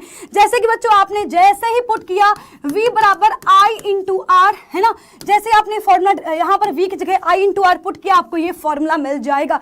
जैसे बच्चों आपने I बराबर V बटे R रखा तो आपको ये फॉर्मूला मिल जाएगा। बच्चों जो ये फॉर्मूला है इसका हम लोग बहुत ज्यादा यूज करते हैं न्यूमेरिकल्स में। ये फॉर्मूला हमें क्या बता रहा है, शक्ति और पावर और प्रतिरोध के बीच में संबंध बता रहा है। यानी कि जिस भी उपकरण की शक्ति जो है प्रतिरोध ज्यादा होगा उसकी शक्ति कम होगी, जिस बल्ब की जिस प्रतिरोध की शक्ति कम होगी, प्रतिरोध कम होगा उसकी शक्ति ज्यादा। जैसे कि मान लो अगर कोई भी उपकरण है, मान लो 10 ओम उसका रेजिस्टेंस है, तो क्या मान लो एक का रेजिस्टेंस 10 ओम है, एक का रेजिस्टेंस 100 ओम है, तो तुम क्या पता कर सकते हो, जो 100 ओम वाला है ना, प्रतिरोध उसका ज्यादा यानी उसकी पावर कम होगी। 100 ओम वाले की जो पावर है वो क्या होगी, कम होगी। 10 ओम वाली क्या होगी, पावर ज्यादा होगी। प्रतिरोध अगर ज्यादा तो शक्ति कम, अगर प्रतिरोध कम तो शक्ति ज्यादा, याद रखना। बच्चों बात करते हैं विद्युत ऊर्जा की। भैया विद्युत ऊर्जा यानी कि हमने कोई भी अगर उपकरण जलाया, कोई भी उपकरण अगर हम यूज कर रहे हैं तो उसने कितनी विद्युत ऊर्जा को यूज किया, उपभोक्त किया। बच्चों इसको हम ज्ञात कर सकते हैं, E बराबर P इंटू T से। बच्चों T क्या है, यहाँ पर टाइम है। याद रखना बच्चों, पावर को हम लोग लेते हैं वॉट में, समय को लेंगे घंटे में, ठीक है। यानी कि जो विद्युत ऊर्जा आएगी बच्चों किस में आएगी, वॉट घंटे में आएगी। अगर बच्चों विद्युत ऊर्जा हमारी किलो, अगर हम लोग विद्युत ऊर्जा को किलो वॉट में निकालें, किलो वॉट घंटे में निकाल लें, तो बच्चों 1 किलोवाट घंटा किसके बराबर होता है, 1 यूनिट के बराबर होता है। यानी कि अगर ऐसा कोई उपकरण, मान लो हमारा हीटर है जिसकी शक्ति क्या है 1 किलोवाट, अगर वो हीटर 1 किलोवाट शक्ति वाला हीटर 1 घंटे तक जलाया जाएगा, इसका मतलब क्या है कि भैया वो 1 किलोवाट घंटे 1 यूनिट ऊर्जा को खर्च करेगा। हमारे घरों में बच्चों जो बिल बनता है वो यूनिट की बेस पर ही आता है कि भैया कितने यूनिट आपके घर में जो है उपकरणों ने विद्युत ऊर्जा को यूज किया। तो बच्चों विद्युत ऊर्जा का व्यापारिक मात्रक क्या होता है, यूनिट होता है। तो बच्चों ये पूरा चैप्टर हमने बहुत ही आसानी से बहुत ही कम टाइम में खत्म कर लिया है। ये चैप्टर आपको बहुत टफ लगता है ना, तो बेटा जी बस ये वीडियो जो है आप देख लो और आपको ये चैप्टर पूरा का पूरा कंप्लीट हो जाएगा। तो चलिए शुरू करते हैं और शुरुआत हम करेंगे चुंबकीय बल रेखाओं से। तो यदि हम किसी चुंबक के पास किसी दिक् सूची को रख दें तो ये क्या होती है बच्चों, विचलित होती है। अच्छा इसका रीजन क्या है बेटा, इसका असली रीजन ये है कि दिक् सूचक जो सुई है वो खुद भी एक क्या है, क्षण चुंबक है। और यदि कोई चुंबक किसी चुंबक के पास रखा जाएगा तो क्या होगा, उस पर बेटा जी आकर्षण या प्रतिकर्षण बल लग रहा होगा। हमें पता है कि चुंबक के जो समान सिरे होते हैं वो क्या कर रहे होते हैं, एक दूसरे को प्रतिकर्षित कर रहे होते हैं, विपरीत सिरे एक दूसरे को आकर्षित कर रहे होते हैं। तो यदि हम दिक् सूची को चुंबक के पास रखते हैं तो ये क्या होगी बेटा, विचलित होगी। तो बेसिकली हम इसका जो विचलन का जो एक रास्ता है उसको ही हम क्या कह रहे हैं, चुंबकीय रेखाएं कह रहे हैं। और जो ये रास्ता है बच्चों वो कैसा है, वक्र है, यानी कि बेटा जी मुड़ा हुआ है ना, सीधा सीधा नहीं है। तो हम क्या कहते हैं कि भाई जो चुंबकीय रेखाएं हैं वो क्या है, चुंबकीय सुई के चलने का रास्ता है जो कि एक वक्र रेखा है। साथ ही साथ बच्चों जो ये रेखाएं होती हैं वो कैसी होती हैं, आभासी होती हैं, यानी काल्पनिक होती हैं। वास्तविक में कोई रेखा नहीं होती है, तो चुंबकीय बल रेखाएं आभासी या काल्पनिक होती हैं। बच्चों इनके गुण पेपर में बहुत ज्यादा पूछे जाते हैं, तो उनको जरा ध्यान सुनिएगा। बच्चों हमने देखा कि जो हमारी बल रेखाएं हैं वो चुंबक के एक सिरे से निकल रही हैं, दूसरे सिरे में प्रवेश कर रही हैं। यानी कि जो चुंबकीय रेखा है वो क्या कर रही होंगी, चुंबक के एक सिरे से निकल करके दूसरे सिरे में प्रवेश कर रही होंगी। साथ ही साथ बच्चों ये पूरा पूरा बंद रास्ता बनाती हैं। तो हम इस प्रकार से बच्चों ये कह सकते हैं, तो बच्चों ये कहना बहुत ही सही होगा कि चुंबक के बेटा बाहर रास्ता कैसा होगा, चुंबक के बाहर ये दिशा होगी N से S, और बेटा अंदर क्या होगा, तो चुंबक के अंदर चुंबकीय रेखाओं की बेटा दिशा होती है S से N। साथ ही साथ बच्चों अगर आप देख पा रहे हो तो चुंबक की जो सिरों पर रेखाओं की संख्या है वो सबसे ज्यादा है, क्योंकि भाई रेखाएं इस एक सिरे से निकल रही हैं, दूसरे सिरे में प्रवेश कर रही हैं। तो जहां पर रेखाओं की संख्या सबसे ज्यादा होती है हम कहते हैं वहां पर चुंबकीय क्षेत्र प्रबल है, यानी कि स्ट्रांग है। इसलिए हम कहते हैं कि चुंबक के सिरों पर सबसे ज्यादा चुंबकीय क्षेत्र होता है। बच्चों इसके अलावा अगर आप देख पा रहे हो तो चुंबक से दूर जाने पर रेखाओं की संख्या घट रही है। इसका बेटा मतलब क्या है कि चुंबकीय जो रेखा है उनकी संख्या घट रही है। चुंबक से दूर जाने पर हम कह सकते हैं कि चुंबकीय क्षेत्र क्या हो रहा है, कमजोर होता है, या कह सकते हैं चुंबकीय क्षेत्र दुर्बल होता है चुंबक से दूर जाने पर। बच्चों अगर आप एक चीज और देख पा रहे हो तो चुंबकीय रेखाएं निकल तो बहुत सारी रही हैं, पर कोई भी दो रेखाएं एक दूसरे को काट नहीं रही हैं। यानी कभी भी दो रेखाएं, दो चुंबकीय रेखाएं एक दूसरे को विच्छेदित नहीं करती हैं, क्योंकि अगर हम कटान बिंदु पर स्पर्श रेखा खींचेंगे तो उस कटान बिंदु पर हमें चुंबकीय क्षेत्र की दो दिशाएं मिलेंगी, और एक बिंदु पर चुंबकीय क्षेत्र की दो दिशाएं मिलना बेटा ये असंभव है, नामुमकिन है। इसलिए कभी भी दो चुंबकीय रेखाएं एक दूसरे को प्रतिच्छेदित नहीं करती हैं। आगे बच्चों हम लोग जानेंगे ऑरेस्टेड के एक्सपेरिमेंट को, विद्युत धारा का चुंबकीय प्रभाव। बच्चों आज हम पढ़ पा रहे हैं तो ये सिर्फ और सिर्फ ऑरेस्टेड की देन है। ऑरेस्टेड बच्चों एक स्कूल के, डेनमार्क के स्कूल के एक बच्चों अध्यापक थे, जिन्होंने बेटा जी ये देखा कि अगर किसी तार में विद्युत धारा प्रवाहित हो रही है तो उस तार के पास अगर हम दिक्सूची को रखेंगे तो क्या होगी, ये विचलित होगी। हमने बच्चों दिक्सूची का विचलन कब देखा था, जब हमने इसको चुंबक के पास रखा था, क्योंकि भाई दो चुंबक हो गए, हमारा एक चुंबक तो है ही है, साथ ही साथ दिक्सूची भी छोटा चुंबक है, इसलिए क्या हो रहा है, बल लग रहा होगा। बच्चों उसी प्रकार से हम ये कह सकते हैं कि अगर दिक्सूची विचलित हो रही है इसका मतलब क्या है भैया, इस तार के पास कोई क्या होगा, चुंबकीय क्षेत्र होगा। इस प्रकार से ऑरेस्टेड ने बताया कि यदि किसी तार में विद्युत धारा प्रवाहित की जाए तो उसके पास अगर हम कोई दिक्सूची रखेंगे तो वो क्या होगी, विचलित होगी। दिक्सूची का विचलित होना ये बताता है कि भाई जो तार है, जो धारावाही चालक तार है, उसके चारों ओर चुंबकीय क्षेत्र क्या हो गया, उत्पन्न हो गया है, और इसे ही हम कहते हैं विद्युत धारा का चुंबकीय प्रभाव। बच्चों ऑरेस्टेड ने जो है ना कुछ एक्सपेरिमेंट्स किए, और उन्होंने एक्सपेरिमेंट्स के आधार पर जो है कुछ निष्कर्ष दिए, कुछ रिजल्ट दिए। तो पहले तो एक्सपेरिमेंट देख लेते हैं। सबसे पहले तो उन्होंने ये देखा कि अगर हमारे तार में कोई धारा प्रवाहित नहीं हो रही है तो फिर ये जो सुई है वो विचलित नहीं होगी। यानी कि अगर किसी तार में विद्युत धारा नहीं है तो उसके पास कोई चुंबकीय क्षेत्र नहीं है। बच्चों दूसरी चीज, अगर तार में जो है विद्युत धारा है तो ही सुई विचलित होगी, यानी कि धारावाही चालक तार के चारों ओर चुंबकीय क्षेत्र होता है। दूसरी चीज उन्होंने देखी कि यदि हम धारा की दिशा को चेंज कर दें, यदि विद्युत धारा की दिशा को चेंज कर दिया जाए तो भाई जो चुंबकीय क्षेत्र की जो दिशा है वो भी बदल जाती है। बेटा इस बात को उन्होंने इसलिए देखा, इसलिए बताया क्योंकि उन्होंने देखा कि जैसे ही हमने जो है बैटरी को चेंज किया, देखो आप देख पा रहे हो तो इस डायग्राम में जो धारा की दिशा है वो ऐसे है, इसमें क्या है, धारा की दिशा ऐसे है। तो आप देख पा रहे होगे कि दोनों में ही क्या हो रहा है, चुंबकीय सुई के जो विचलन की दिशा है वो बदल जा रही है। यानी कि बच्चों जो हमारा चुंबकीय क्षेत्र है, जो उत्पन्न चुंबकीय क्षेत्र है, इसकी दिशा किस पर डिपेंड करती है, इसकी दिशा निर्भर करती है विद्युत धारा पर। साथ ही साथ मैंने आपको एग्जांपल बताया था कि भाई पापा के पास अगर ज्यादा पैसा होगा तो हमारे पास भी ज्यादा पैसा होगा। मुकेश अंबानी पैसे वाला है इसीलिए तो अनंत अंबानी पैसे वाला है ना।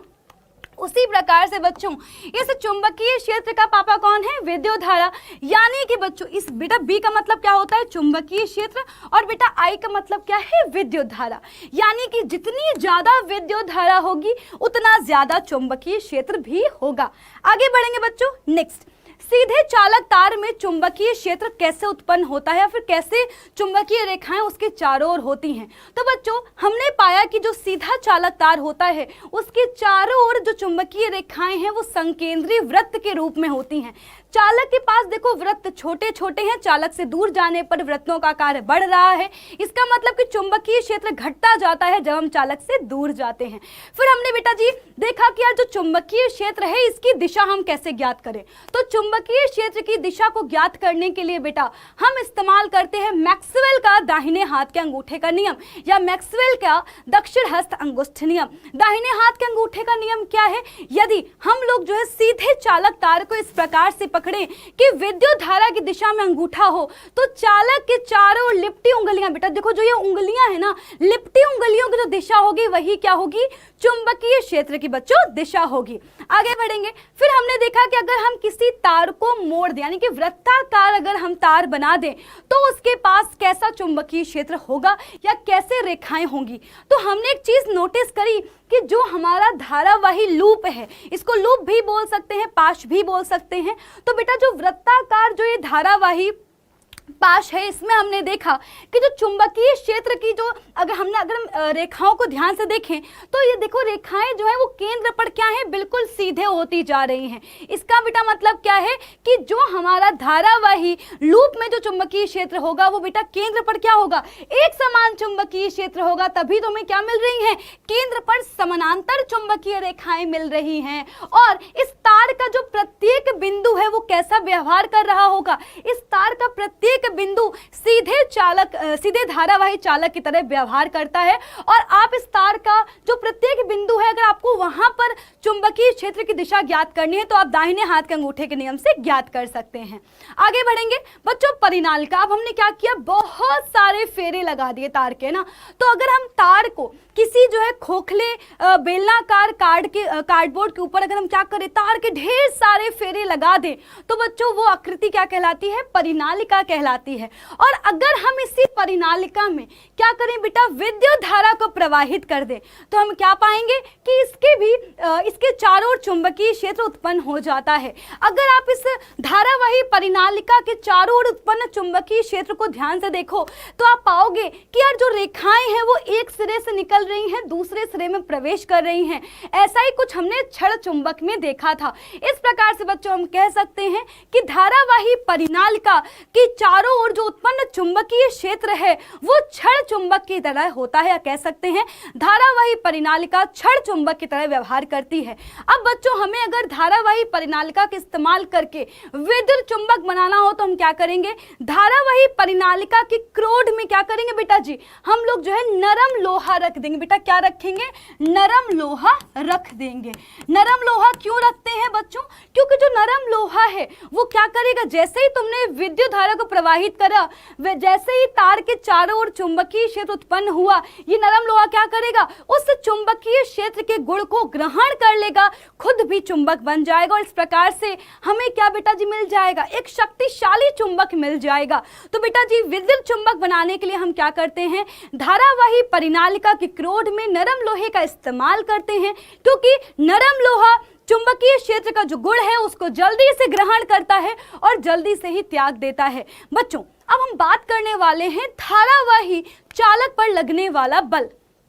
यानी कि अगर हम किसी जो है, देखो हमारे पास क्या ये धारावाही जो है चालक है, हमने इसको कहाँ पे रखा हुआ है? एक चुंबक के पास रखा हुआ है। अगर हम देखें तो बेटा देखो ये तो चुंबक है, ये तो नाल चुंबक है ही है। अगर आप ध्यान से देख पा रहे हो तो जैसे ही आपने विद्युत धारा को प्रवाहित किया और स्टेट के अनुसार इस बेटा जी जो ये हमारा धारावाही चालक है इसके चारों ओर बच्चों क्या होगा? चुंबकीय क्षेत्र उत्पन्न हो गया होगा।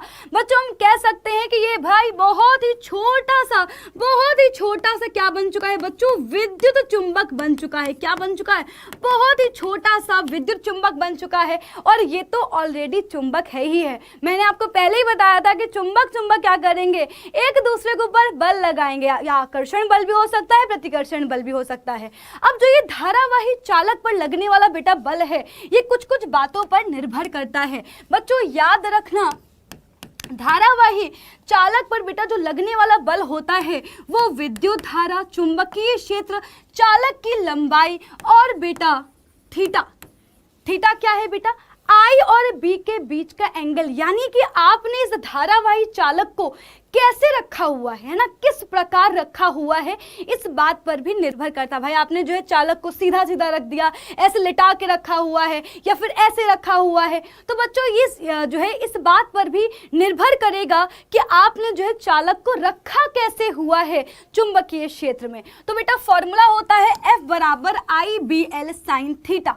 याद रखना बच्चों, जो ये बल है, इस बेटा बल की जो दिशा है वो किस बात पर निर्भर करेगी बेटा, बल की जो दिशा है वो निर्भर करती है विद्युत धारा और चुंबकीय क्षेत्र पर। अगर आप विद्युत धारा की दिशा को बदल दोगे तो भी बच्चों क्या होगा, बल की दिशा बदल जाएगी। चुंबकीय क्षेत्र की दिशा बदलोगे तब भी क्या होगा, बल की दिशा बदल जाएगी। बच्चों याद रखना, जब आपका थीटा क्या होगा, जब थीटा 0 होता है तो बेटा जो ये बल है वो क्या होगा, मिनिमम लगेगा। जब थीटा बेटा क्या होता है, 90 डिग्री होता है, तब ये फोर्स बच्चों क्या लगता है, मैक्सिमम लगता है, अधिकतम लगता है। आगे बढ़ेंगे। अब हमें पता है कि बल क्या है, सदिश राशि है। अब इस बल की दिशा हम कैसे ज्ञात करें, तो बच्चों बल की दिशा को हम ज्ञात करते हैं फ्लेमिंग के बाएं हाथ के नियम से। फ्लेमिंग के बाएं हाथ के नियम के अनुसार बाएं हाथ की तर्जनी, मध्यमा, अंगूठा, तीनों को इस प्रकार रखना है कि तीनों क्या हो, परस्पर लंबवत हो। यदि हम तर्जनी को रखें चुंबकीय क्षेत्र की दिशा में, मध्यमा को रखें जो है विद्युत धारा की दिशा में, तो अंगूठा क्या बताएगा, चालक पर लगने वाले बल की दिशा को बताएगा। अब इसी कॉन्सेप्ट का इस्तेमाल हम लोग करने वाले हैं विद्युत मोटर में। तो विद्युत बेटा मोटर एक ऐसी युक्ति है जो क्या करती है, जो विद्युत ऊर्जा को यांत्रिक ऊर्जा में बदलती है। और बच्चों इसका जो सिद्धांत है वो क्या है, सिद्धांत बेटा जी वही जो अभी हम पीछे पढ़ के आए हैं, है ना बेटा, यही सिद्धांत है। हम लोग क्या करने वाले हैं, हम लोग बेटा जी एक आयताकार कुंडली लेंगे, उस आयताकार कुंडली को रखेंगे बच्चों शक्तिशाली चुंबकीय क्षेत्र में, और इस कुंडली में क्या करेंगे, विद्युत धारा प्रवाहित करेंगे। जैसे ही विद्युत धारा प्रवाहित होगी वैसे ही बच्चों क्या होगा, जो ये धारावाही कुंडली है, क्या ये छोटा सा विद्युत चुंबक नहीं बन जाएगी। यानी बच्चों अब जो हमारी कुंडली है उस पर क्या होगा, बल लग रहा होगा। बच्चों चूंकि हमने आयताकार कुंडली ली है तो बेटा जी असल में होता यह है कि जो कुंडली की एक भुजा है उस पर बल लग रहा होता है ऊपर की ओर, दूसरी भुजा पर बल लग रहा होता है नीचे की ओर। तो इस प्रकार हम कह सकते हैं कि जैसे ही धारावाही आयताकार कुंडली को चुंबकीय क्षेत्र में रखते हैं, वैसे ही कुंडली की जो भुजाएं हैं उस पर एक बल युग्म काम करता है। दो बल काम कर रहे हैं, एक भुजा पर बल लग रहा है ऊपर, एक भुजा पर बल लग रहा है नीचे, और इस प्रकार बच्चों हमारी जो कुंडली है वो अपने अक्ष पर घूमना शुरू कर देती है। बच्चों याद रखना, विद्युत मोटर में हम इस्तेमाल करते हैं बेटा जी किसका, विभक्त वलय का इस्तेमाल करते हैं। बच्चों विभक्त वलय का इस्तेमाल करने से होता यह है कि बेटा कुंडली में धारा की दिशा इस प्रकार से बनी रहती है कि सदैव एक भुजा पर बल लगता है ऊपर, एक भुजा पे बल लगता है नीचे, यानी कि आधे चक्कर के बाद क्या होगा, विभक्त वलय अपनी जगह को चेंज कर लेते हैं, और बच्चों सदैव कुंडली की भुजाओं पर बल इस प्रकार लगता है कि वो कंप्लीट एक चक्कर कर लेती है, एक जो पूरा चक्कर है कुंडली वो कंप्लीट कर लेती है। और बेटा याद रखना, जो बल की दिशा है वो हम ज्ञात करते हैं फ्लेमिंग के बाएं हाथ के नियम से, यानी कि विद्युत मोटर में हम लोग जो बल की दिशा ज्ञात करेंगे वो फ्लेमिंग के बाएं हाथ के नियम से करेंगे। आगे बढ़ेंगे बच्चों, नेक्स्ट है वैद्युत चुंबकीय प्रेरण।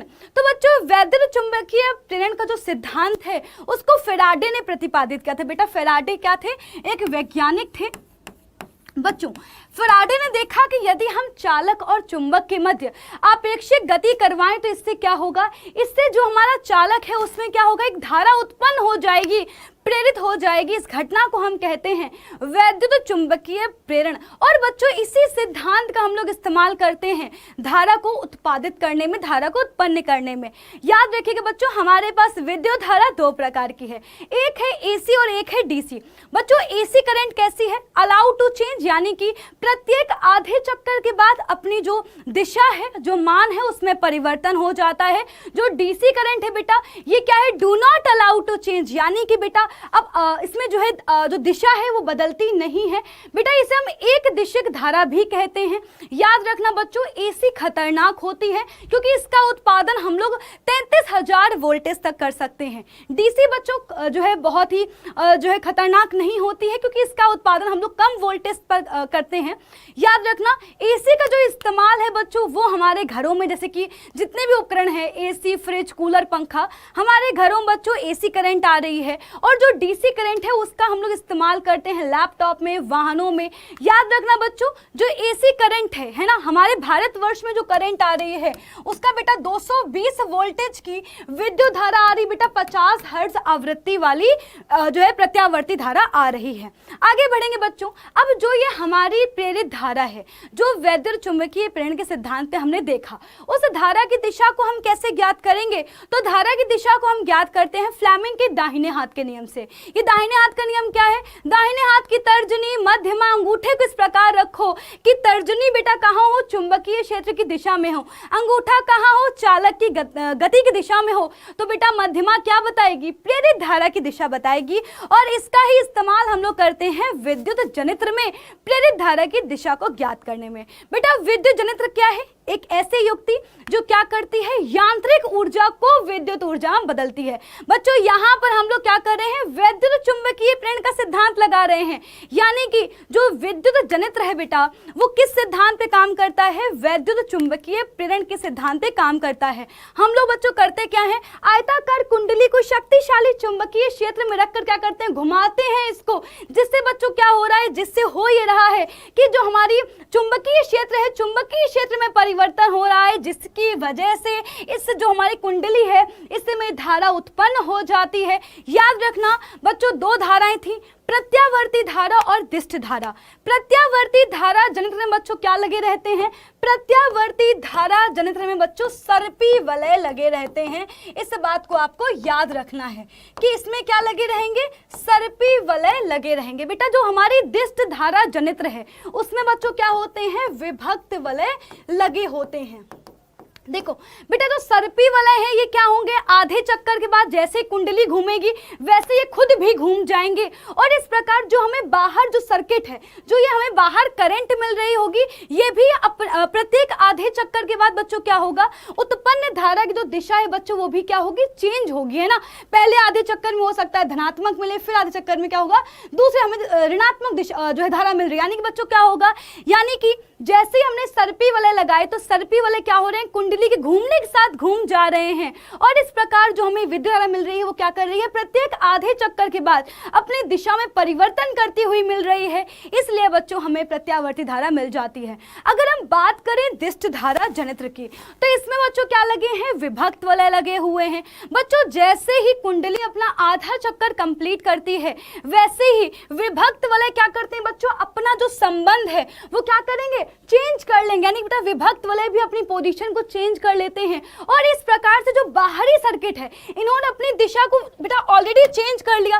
तो जो बाहरी सर्किट में हमें प्रेरित धारा मिल रही है वो बेटा जी हमें दिशा परिवर्तित हुई नहीं मिलती है ना। तो बेटा जी हमें एक ही दिशा वाली धारा मिल जाती है और बच्चों इस प्रकार से हमें दिष्ट धारा जो है प्राप्त हो जाती है। तो याद रखिएगा कि दिष्ट धारा को हम लोग शुष्क सेल या बैटरी इनसे ही प्राप्त होती है और दिष्ट धारा जनित्र से भी हम लोग प्राप्त कर लेते हैं। तो बच्चों यही हमारे चैप्टर में था, इतने सारे कॉन्सेप्ट है और बच्चों हमने सारे कॉन्सेप्ट को सीख लिया है। तो मिलते हैं आपसे अपनी अगली क्लास में। और याद रखना इस चैप्टर का जो टेस्ट है वो डिस्क्रिप्शन में दिया हुआ है, तो फटाफट से जाकर के टेस्ट दो जाकर के, जिससे आपको पता चल जाए कि क्या आपको ये चैप्टर सच में आ गया है।